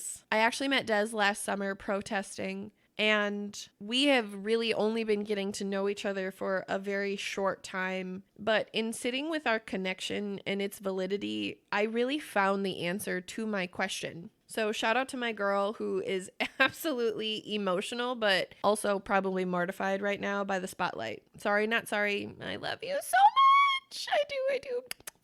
It occurred to me in my process and in my faith, I know that I have known Des, quote unquote, my whole life in socially acceptable words, but in Taboo's words, I've known her my whole existence. Honestly, woo-woo moment, I'm really sorry, but I have to say it because it's part of this explanation. Time is irrelevant in the spiritual perspective, which I know sounds fucking insane. Trust me, there is a good chance that I am about to lose you. I know that Allie is about to check out for sure. I promise I have research to support my beliefs, but just stay tuned. As my friend, it's important to me that you understand my thought process for this conversation. Please remember that I am sane and logical and factual on every other episode that we have. This is just a different side of me that y'all have not heard yet. But my favorite side of me is when the two came together. So welcome to this episode, baby. This shit is that. So other high-level bullet points that we just need to get out there to make this thought process make sense. Reincarnation releases us from this physical form, meaning me, Celeste. Stay tuned, different episode. How it works from there, I'm not really sure. I haven't gotten to that part in my research. And in all honesty, I am not here to claim that I am an expert in any motherfucking way. I do recommend, though, the movie Soul. If you've never seen it on Disney, it absolutely fills this gap conceptually. And also, shout out to the fucking beautifully portrayed Black culture and Black life and Black love demonstrated within this movie. Tiny and I fucking love the movie Soul. Love, love, love, love, love.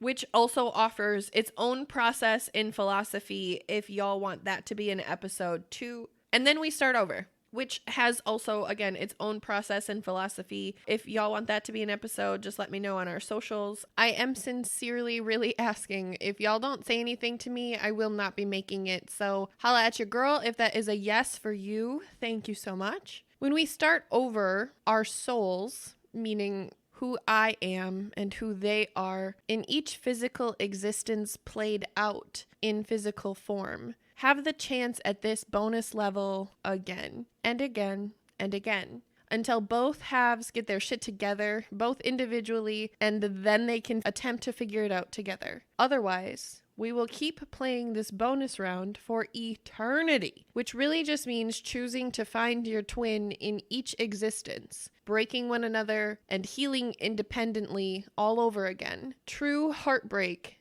in every life we live. Which is why self-love is so important in terms of relationships. Peep our Love Thyself episode if you want to hear about this from a less hippy-dippy perspective. Absolutely no offense taken. It is a great fucking episode. I am so proud of it. But what this also means from my and millions of other spiritual people's perspective is that we get to fall in love with our twin over and over and over. And how beautiful is that? As well as we get to fall in love with ourselves over and over and over. And how could that possibly ever be a bad thing? How could we possibly ever be mad about that or even deny the opportunity to talk about that, right? Even if for you it's just a fun thing to think about.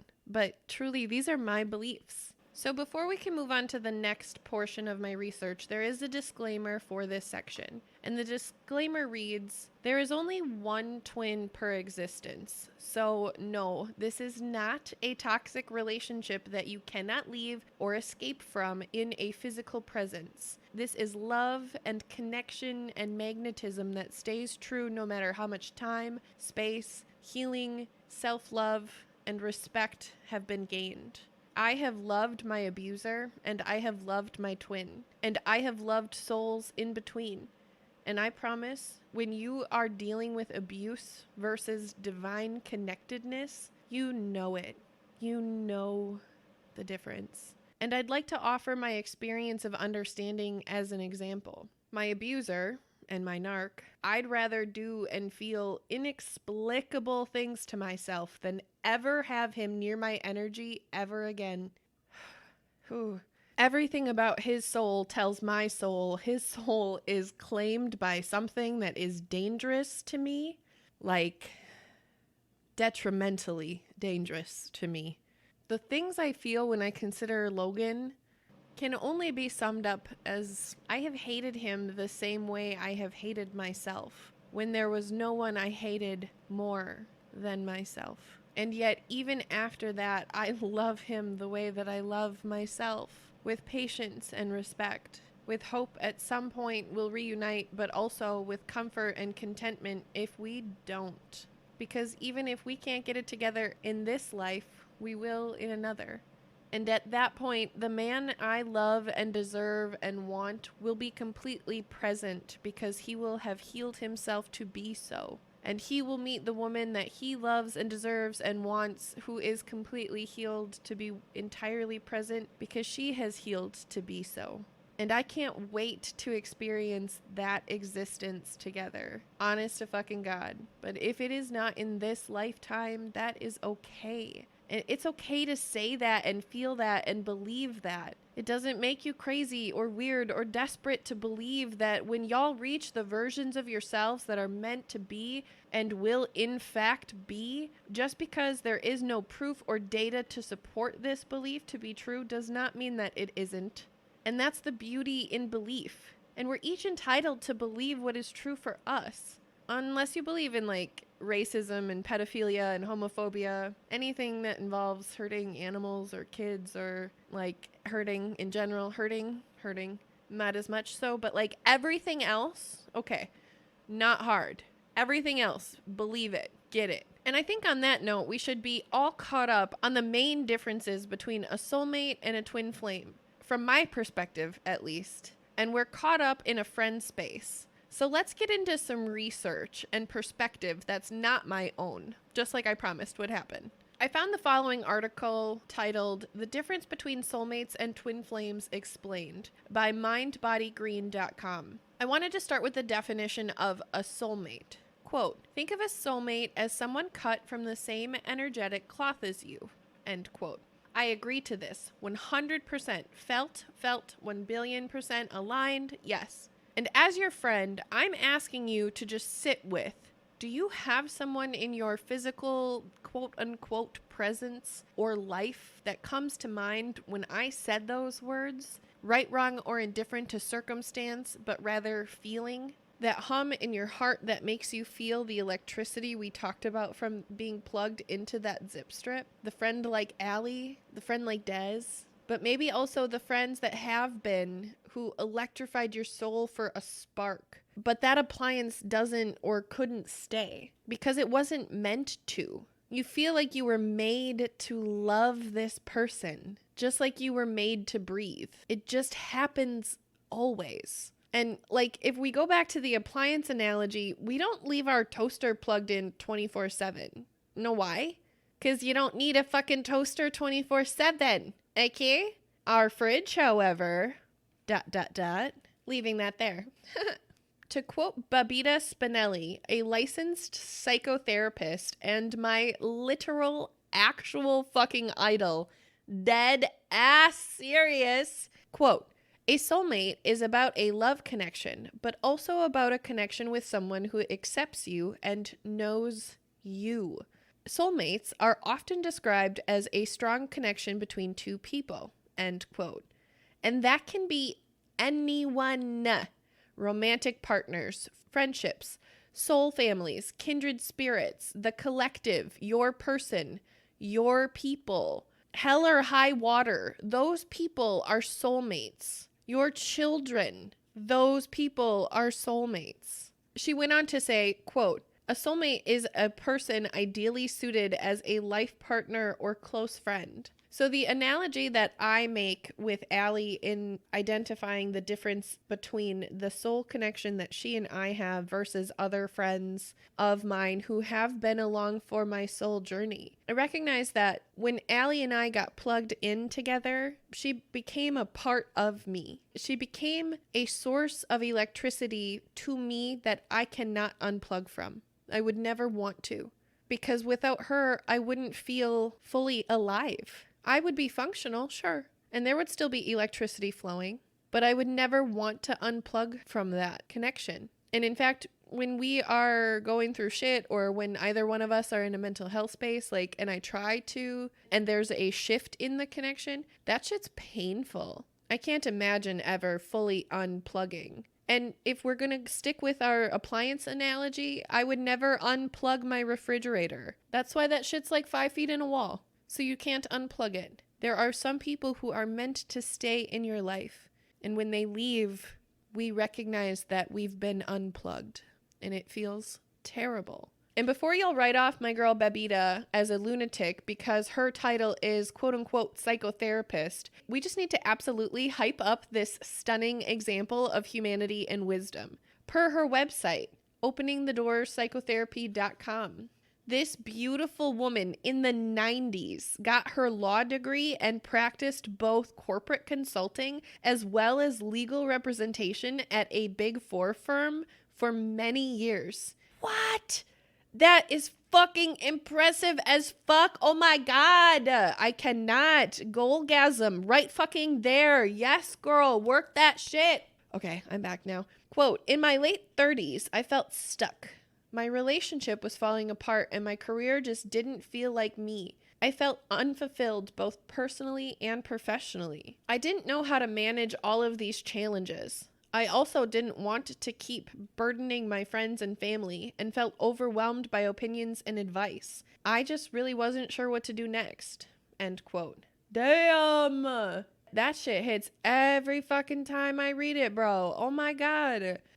Okay. Babita had a bumpy road and all of the incredibly mundane experiences of life that are incredibly traumatizing for each of us individually. She got a divorce, she left her career, she cried, she got depressed, she got up, she chose to show up for herself every single day to heal, and in the process she found her purpose was to help people with the tools that she learned on her own journey. How fucking beautiful. I wept her. I just whoops her so much. She's such a good human being. I can't even stand it. Okay.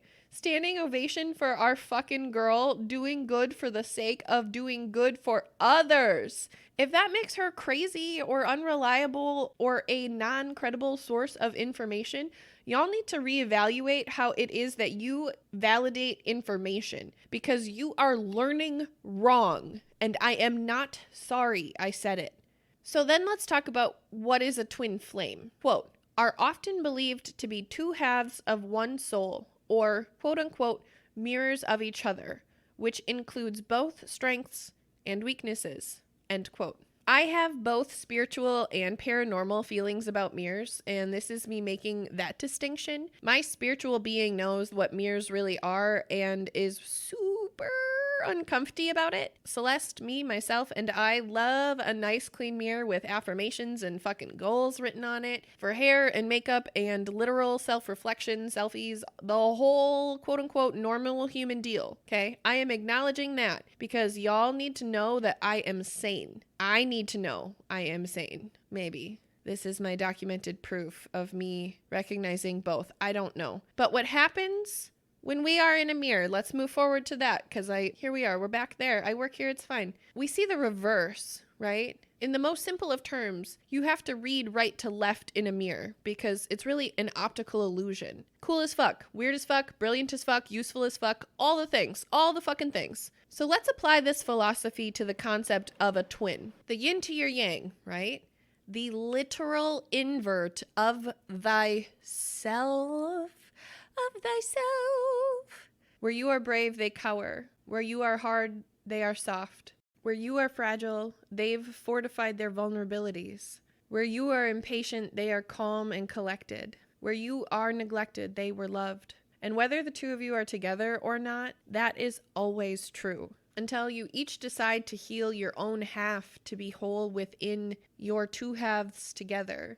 To teach ourselves how to be all of the things we loved about being whole while being with our twin. I loved the security my twin brought me, and I had to teach myself to find that for myself. I'd never have gone toe-to-toe with a drunk, loudmouth, racist motherfucker in Shingleton, Michigan if my twin had never taught me what it meant to physically stand up against something that insulted me personally. In a way I'd never had in my whole life. In a way that no one but Allie or Nick had ever shown me to that point. Because that's real.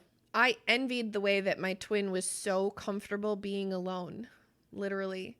Which is both beautiful and his toxic trait. Figure that shit out.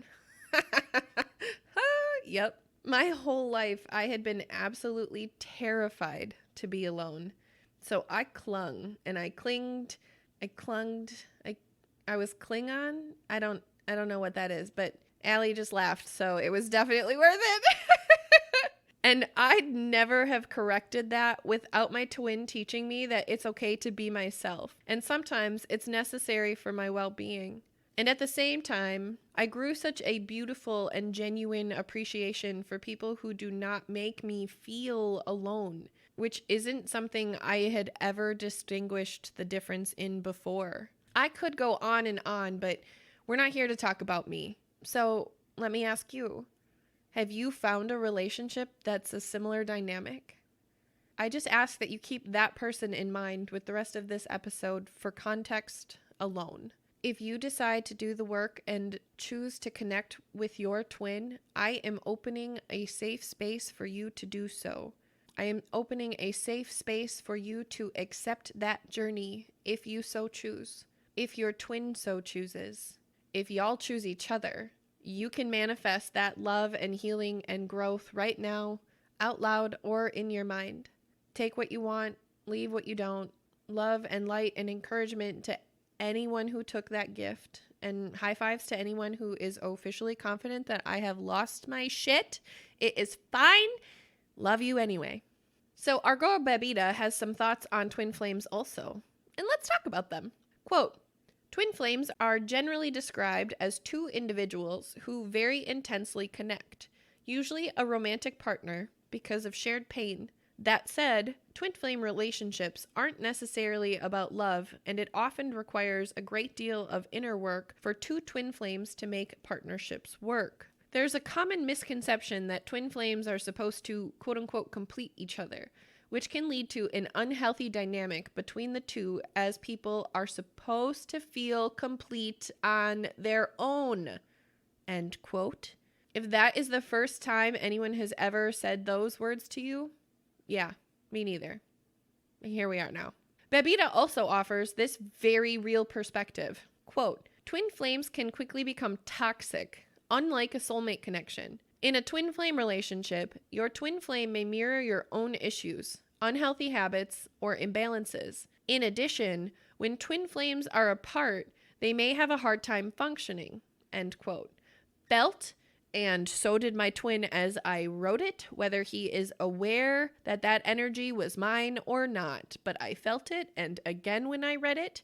So, can't wait for him to hear this shit. That's gonna be great. Sorry about that, I guess. And I want to normalize this because in my journey, no one explained this to me as anything other than their concern for my well-being. But telling someone to quote unquote get over their twin, it just doesn't work like that, no matter how much we fucking wish it did. Because trust me, some of us really do wish it did work like that. I'm not even saying that's me. I'm not saying anything about anybody specifically, but I promise there are some twins who wish it was just easier to move on and forget. Allie is straight up ill when I talk about my twin because she has seen the destruction that was left in that wake. She has picked me up and brushed me off from that same thing that knocked me off course so many times that it infuriates her to think that I would ever love someone who hurt me the way that my twin has. And at the same time, she knows how I love. She trusts me when I say the crazy shit that I say about this man and I as I try to heal, because that's the path that I chose. And because she loves me and wants me to be nothing but happy and loved. She would tell you that she wishes my twin would choose him the same way that I chose me. She'd say it because she's a good friend, a good person. Again, we love her so fucking much, right? But she would also say it because it's the right answer. If he healed himself the way that he needs to for his journey, like I have for mine, bonus level, here we fucking go, baby. And until, or unless, that healing takes place, we would just forever be in the same cycle of hurting one another, the same way that we have in every existence that we've been in to this point, and will be in any upcoming existences. And as someone who loves love and appreciates this journey and perspective, I really can't wait for that connection. Every time we find it, even if we don't bonus level in this one.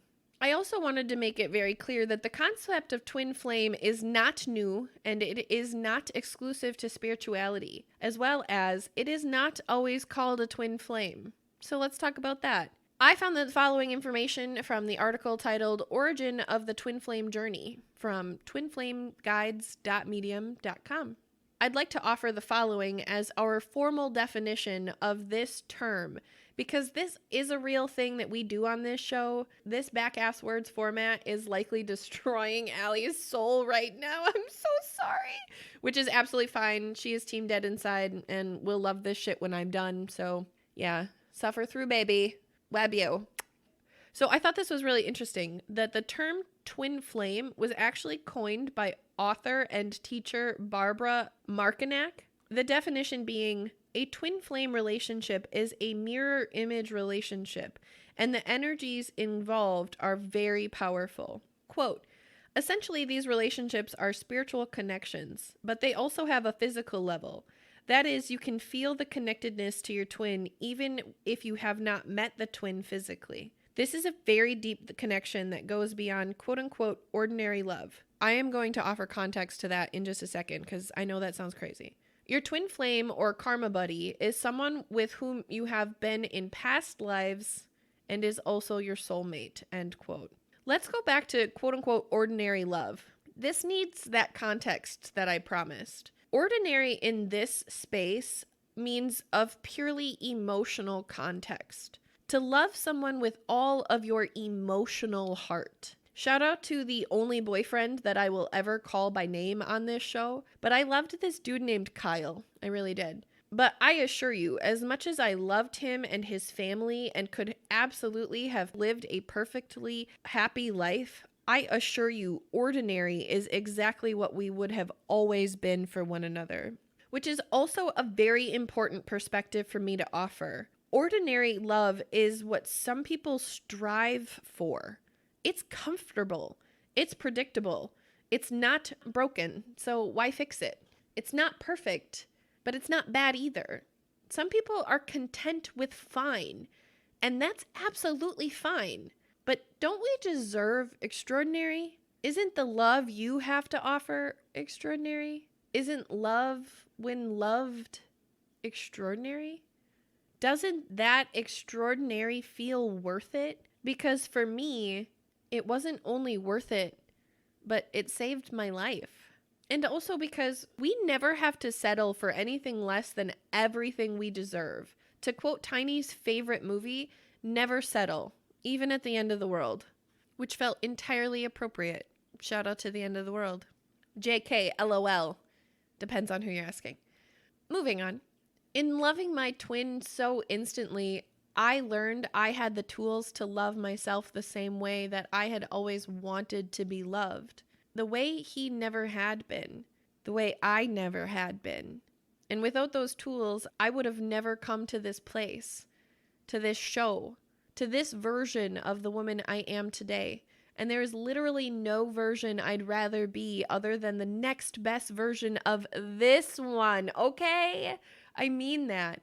For perspective, not because I'm a narcissist. Quote, there are actually more than one written origin of the twin flame journey. You can find references scattered throughout a lot of different places, end quote. And we are going to fucking talk about them. Let's start with where this came from. The concept of twin flames is believed to have originated from a book called The Book of the Dead. This is a spiritual book written well over quote-unquote 2,500 years ago, which puts us anywhere from 25,000 to 24,000 BC, which means that it is not older than porn or the Bible or sex toys. But it is a hell of a lot older than me, so let's talk about some other things that came from this century, just because I want to understand where civilization and human thought process was at this point for context. So in 2560 BC, the Great Pyramid of Giza was completed. 2500 BC, rice is first introduced to Malaysia. 2500 BC, evidence of long-distance trade routes to South America have been found. That one was really fucking interesting to me. And in 24,000 BC, the construction of Stonehenge began. Just to name a few. No big deal. It's almost like there's definitely no way that people over 25,000 years ago could have possibly known what twin flames and soulmates were, right? I mean, they didn't even have Tinder or Instagram. Yeah, exactly. That's exactly how stupid I think that argument is when anybody tries to shove their pious argument down my throat to contradict my beliefs as well as historically documented evidence. It's fine. I work here. Quote, this book is considered to be a religious book, and it still is used by spiritual and religious people to practice their religion. The book contains information on how you can connect with your twin flame, end quote. Per the Book of the Dead, quote, the soul dies, but it is reincarnated as a child after many lifetimes. If the soul has not found its twin flame and does not connect with it before dying, the soul will have to be reborn again and again. This means even if you've met your twin before, you might not remember it. End quote. Per the Vedic text, which originated in ancient India, which, ready to have your mind fucking blown, the Vedic texts constitute the oldest layer of Sanskrit literature and the oldest scripts of Hinduism. How fucking dope? How fucking dope? Oh my god! Okay, that's so cool. But specifically the text called Shiva Purana. Quote, this text goes on to say that Lord Shiva told his wife Parvati about twin flames. According to this legend, it is believed that the twins will be born in different places in each lifetime, but if they don't reunite before dying, the entire soul, meaning the one zip strip, will be doomed to be reborn again and again with no twin. This means even if you have met your twin flame before, you may not remember it. End quote. Shout out to Parvati because I am getting a Parvati tattoo at some point. I love her. She is one of my favorite goddesses. Yes, girl. Love you. Next up, y'all might honestly not like this one, so fair warning. Quote, the origin of the twin flame is mentioned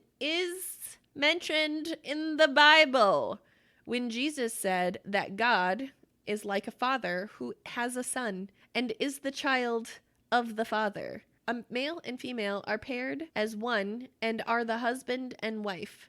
They are the twin flames. Jesus was the perfect twin flame, and so was Mary. It is because of this that he was able to perform miracles. All people have the ability to perform miracles, but not all choose to use it for good. End quote.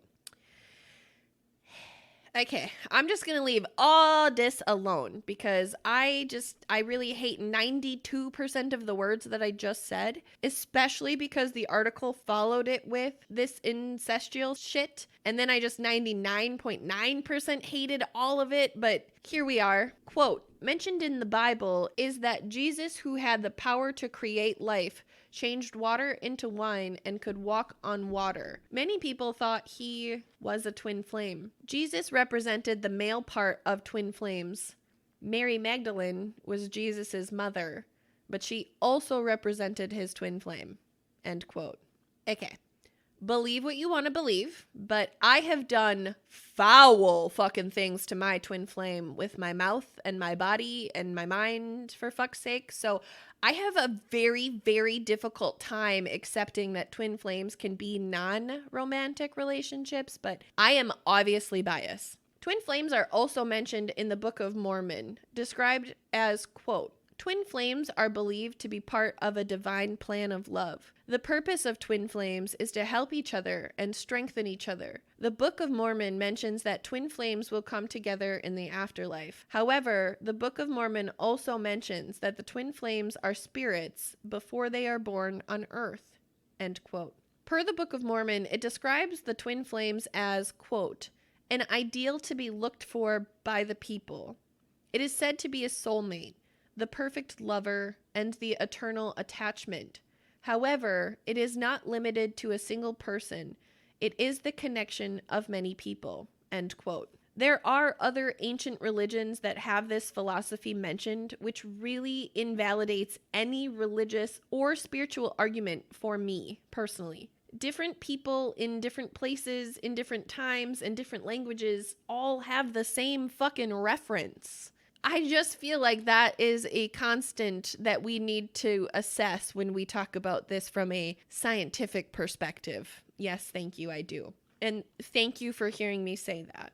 So, all good vibes aside, there is a real downside to the twin flame that we have to acknowledge and talk about because truly the term has been so overused and abused, and now it's just some cliche, or people use the terminology to justify not leaving unhealthy relationships. And I'm really not cool with that. But shout out to MGK and Megan Fox, which I am not salty about at all in any way. No, ma'am. Mind your business. Thank you. Bye. Goodbye. Okay, thanks. Yep. The following information came from the article Twin Flame Jealousy, an obstacle to be overcome. End quote. And then it was the same Twin Flame website as before. Honestly, it was just the article below it. So I was like, hey, double. Amazing. Quote, the union of two twin flames manifests as the most powerful connection an individual can experience during this lifetime. This type of relationship carries deep emotions that can be either positive or negative. Twin flame jealousy is very common in these bonds, which can be effectively resolved. End quote. But again, that is only if both twins choose to do the work to make that physical relationship take place and happen and function and work effectively. Because we cannot forget that we are human and relationships are hard sometimes. Always, in fact, actually. They require effort and growth and communication and healthy boundaries and respect and mutual fulfillment. Those are all boxes that still need to be checked every day for everyone. And that's exhausting sometimes. But it absolutely is a choice to be made every single day, nonetheless. So let's talk about twin flame jealousy. There are two types that are described on this website, but I actually would argue that there's probably more. Here we go. The first being jealousy over the success of your twin flame, or jealousy over the fear of losing your twin flame. The reason I say that there are more is because I feel like success is a very targeted term to mean your success in moving on without them. I think that is a very real function, but I also think that success in healing at a pace that they are not. I think that that's a function of twin flame jealousy. I think additionally, being jealous of the relationships that one twin may have that the other does not. I think that also is a very real and present part of twin flame jealousy that was not included in this article, but I really felt needed to be called out for validation. Quote, both problems originate from a weak ego, but as the twin flames evolve spiritually, this conflict disappears. Well, no, it does not, quote unquote, disappear. Energy doesn't really work like that. And words like this discredit scientific perspective that connects even the logical and statistical brains to this concept to an extent. This weakness is overcome on one's spiritual journey of healing. Ego deaths are real and painful and uncomfortable as fuck. Terrifying in some spots, especially when you are asking questions to find answers that the majority of people around you not only don't understand, but as a result question your sanity and credibility for continuing to ask questions that didn't make sense to them to even have been asked in the first place. Which is truly how my spiritual journey, my twin, my soulmates, my soul connections, no matter how fucking temporary they were, has been the very making of this show. I wanted to create a safe space, inclusive for all. Some restrictions do apply, no joke, but a safe space to ask questions, to get answers, to learn with my best friend with a bevy in hand, where no one could tell me I can't say all of the glorious random shit I have to say and all the bad words. And here we are, friend, in that space together, which is so really fucking cool to me. When I started this research, I really honestly just wanted to talk specifically about twin flames and soulmates. Because, hello, those words are taboo by themselves and they are entirely fucking misunderstood. I need to say that. Which, once again, my lawyer brain would like to offer as evidence to say, so is love. Which is why we are all here at this point of this episode. My very favorite drug. I'm just over here being your little love drug dealer. Yep, boom, you're welcome. Because I am high as fuck on love right now. For you, for this episode, and honestly, for myself. That's new. I can't end this shit without giving a shout out to all of the people that I have met along the way who have made an impact on the formula that created to make this strain of love drug that I am sharing with you today. Make sure you tell your friends. Puff, puff, pass to the left, ladies and gentlemen. Thank you. Orderly fashion. Use your manners. Make small talk. Mingle amongst yourselves. There is enough for everyone. Just hit subscribe, share, rate, or review. I would absolutely love to make more love drug content for y'all. If you want to, just let me know. I just wanted to say thank you to the following people for always loving me as me with zero expectation. Shout out to Auntie Manda and the pups. My lair bear. Shout out to Miss Melissa, our graphic designer, and our girl Kayla. My girl Tiffany, forever a fangirl of the Tiffany and Celeste show because, baby girl, we were just meant to be. My best man, Chris Labar, who is quite literally going to stand up in my wedding as my best man, and I cannot wait to see him all dapper in his little everything being my best man because that man is a good fucking man. Yes, indeed, he is. Also, shout out to our Mr. Mayhem episode. An absolute fucking dream come true to me and to truck drivers everywhere. Thank you for your service. Shout out to my girl Elila, my soul sister, Nubian goddess, work of fucking art. Yes, ma'am. My instant best friend, my number one hype girl, and the most impressive 26-year-old woman I have ever met. Baby girl, forever grateful for you. I love you so much. Also, P.S. One time I saved our lives from a massive fucking bug. True story. It was the best moment ever. My girl Dahlia also, oh my God, another soul sister, and definitely the longest soul connection that I have ever had. She is the literal manifestation of hippie meets hood in this beautiful little brown woman who is always there for me no matter fucking what. To cry or to laugh or to put a motherfucker out. This girl, I am just forever grateful for you. I also want to give a shout out to Mama, aka Heather, who was my actual spiritual introduction. You guys, I just need to tell you, this white woman is fluent in Spanish and in Mexican culture and in so many incredibly beautiful things, and she truly was the first person to teach me how to coexist as a spiritual being in a quote-unquote white man's world, and I will forever be grateful for her for teaching me how to survive and balance the two, because the white man's world does not allow for spirituality. I just need to make that clear. That's also part of the journey. But also, we have a brujeria episode coming out, so stay tuned for that shit, because that's going to be amazing. Shout out to my stylist, Janae, and my makeup artist, Emily, as well as shout out to my girl, Miriam, who is the most beautiful light worker, warrior, fucking goddess. Oh my fucking, I don't even have words for Miss Miriam, but yes, love her. Shout out to some of the members of our podcast family, because honestly, you guys, y'all showed up for me in ways that I don't even have words for. Nikki and Ty from Page Turners and Button Mashers, as always, y'all pulled through, and I just don't even have words. Thank you for checking on me. Thank you for your donations. Thank you for the love. Thank you for the patience, everything. Thank you. You can hear Nikki in our female in a male dominated field episode, which is called Pink Tax on the Paycheck. You can hear Ty, that beautiful little blossom of fucking goodness and magic. And I love Ty. He is in our Bye Bye Bye episode, which is obviously about being bisexual. Hey! Shout out to Paige from Reverie True Crime, who is my absolute fucking little...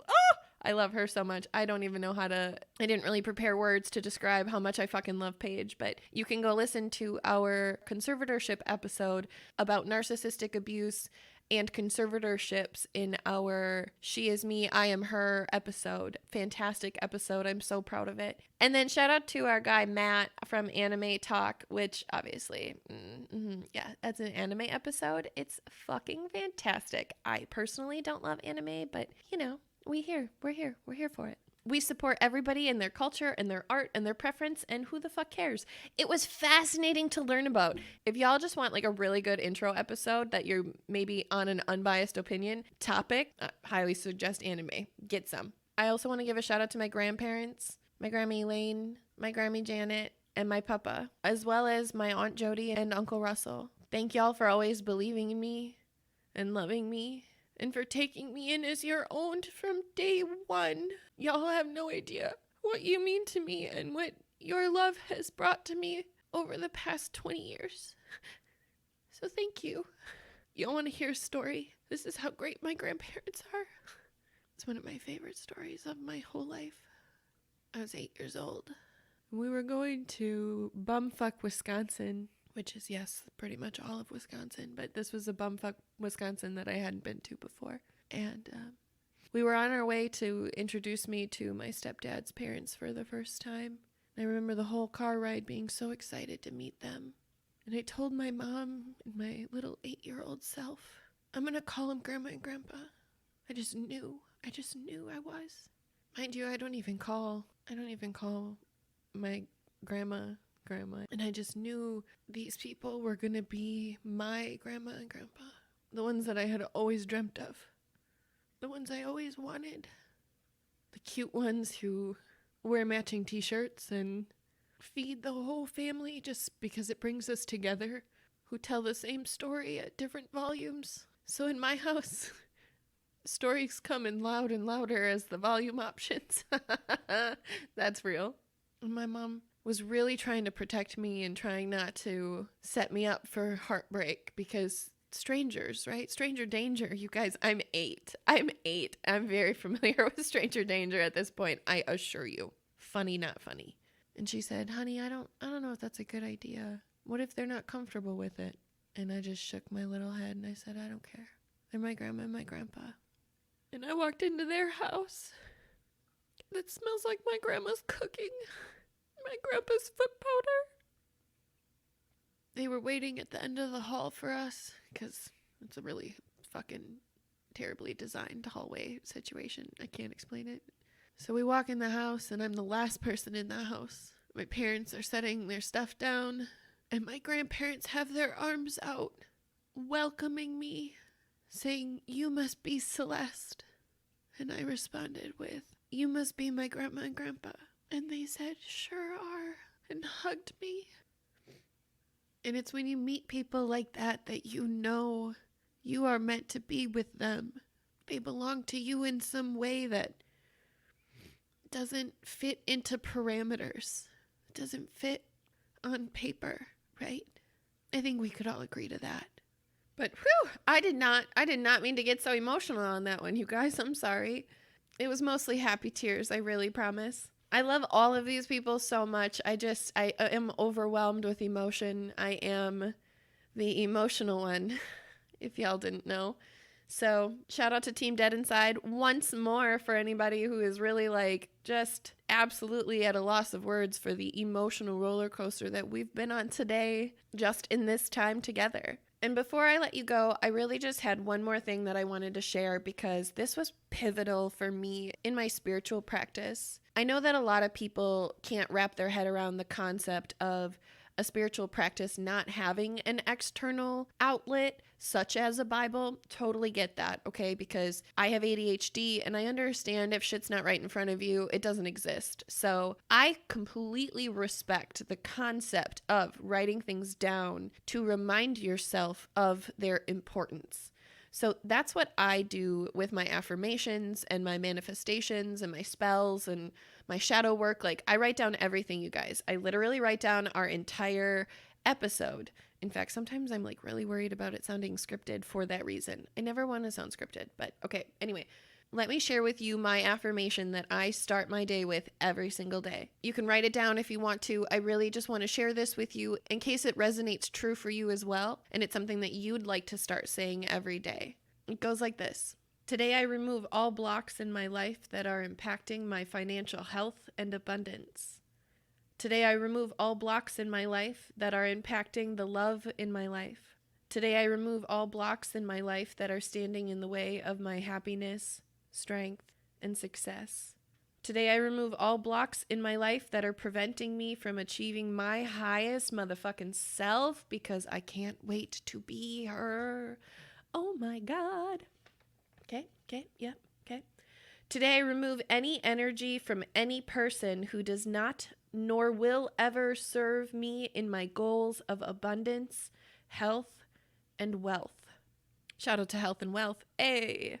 Today I send back any energy that others have sent to keep me small, stuck, and at their service. And I send it back to them with love and light.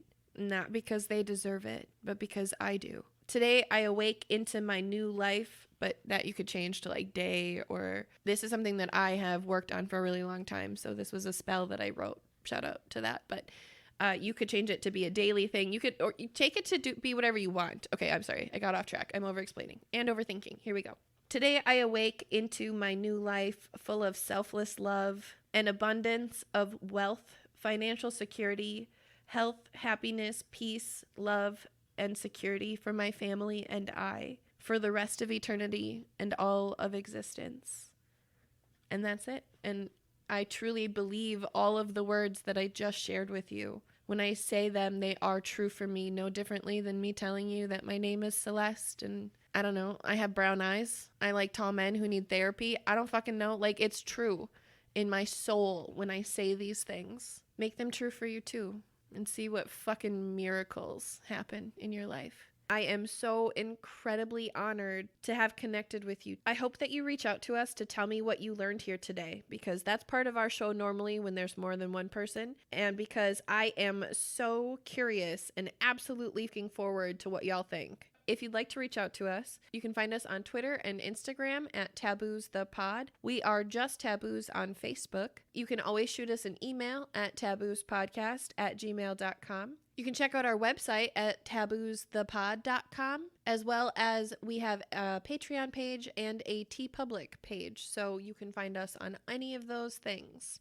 I also just wanted to offer one final perspective before we wrap up this episode. The only other soulmate of mine who has yet to get a shout out absolutely needed to be saved for last, because this moment is what I learned from this episode and its research, especially because I was talking about it with her. I can't end this episode without telling y'all about my very first experience with a soulmate almost 8 years ago. You guys, I don't even understand how that happens.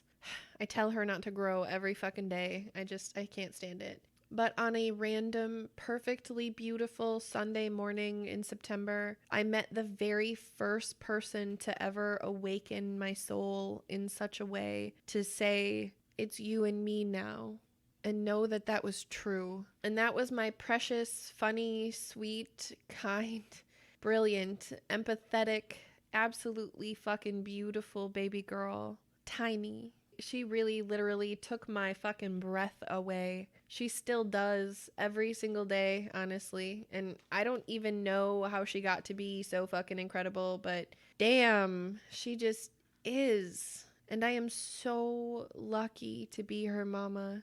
And I thank her all the time for trusting me and choosing me for the job. I honestly feel like I am fucking it up all the time. I have a gaggle of haters who would confirm for you that I am. And who knows, maybe I am. But what I learned in this research truly is when you find the people whose souls were meant for yours, in whatever words you recognize that as, there is absolutely not one fucking thing that would stand in your way of their growth, their healing, their joy, their safety, or their purpose. And I think that's what love really is. And that can be exchanged freely between people. That does so much good for each of us as well as all of us. Why would any of us deprive ourselves or each other of something so absolutely fucking divine? That blows my mind. Why would we do that to ourselves? I don't want to, so I'm not going to. Oh, and P.S. I asked Tiny if she remembered why she chose me to be her mama. She looked me dead in the eye and she said, quote, "Because you're so brave and intelligent and you'd make me a good person. And you're like really pretty, so bonus." End quote. Trippy experiment. I swear to fucking God. Ask your kid why they chose you and see what they say. But no, please, that no answer is wrong. Be really ready for whatever the fuck they say. You have been warned. Kids have no filter when it comes to energy, so honestly, that might be the best compliment or biggest slap of reality. May the odds be ever in your favor. And that is this episode, you guys. And on that, love and light, do you be taboos.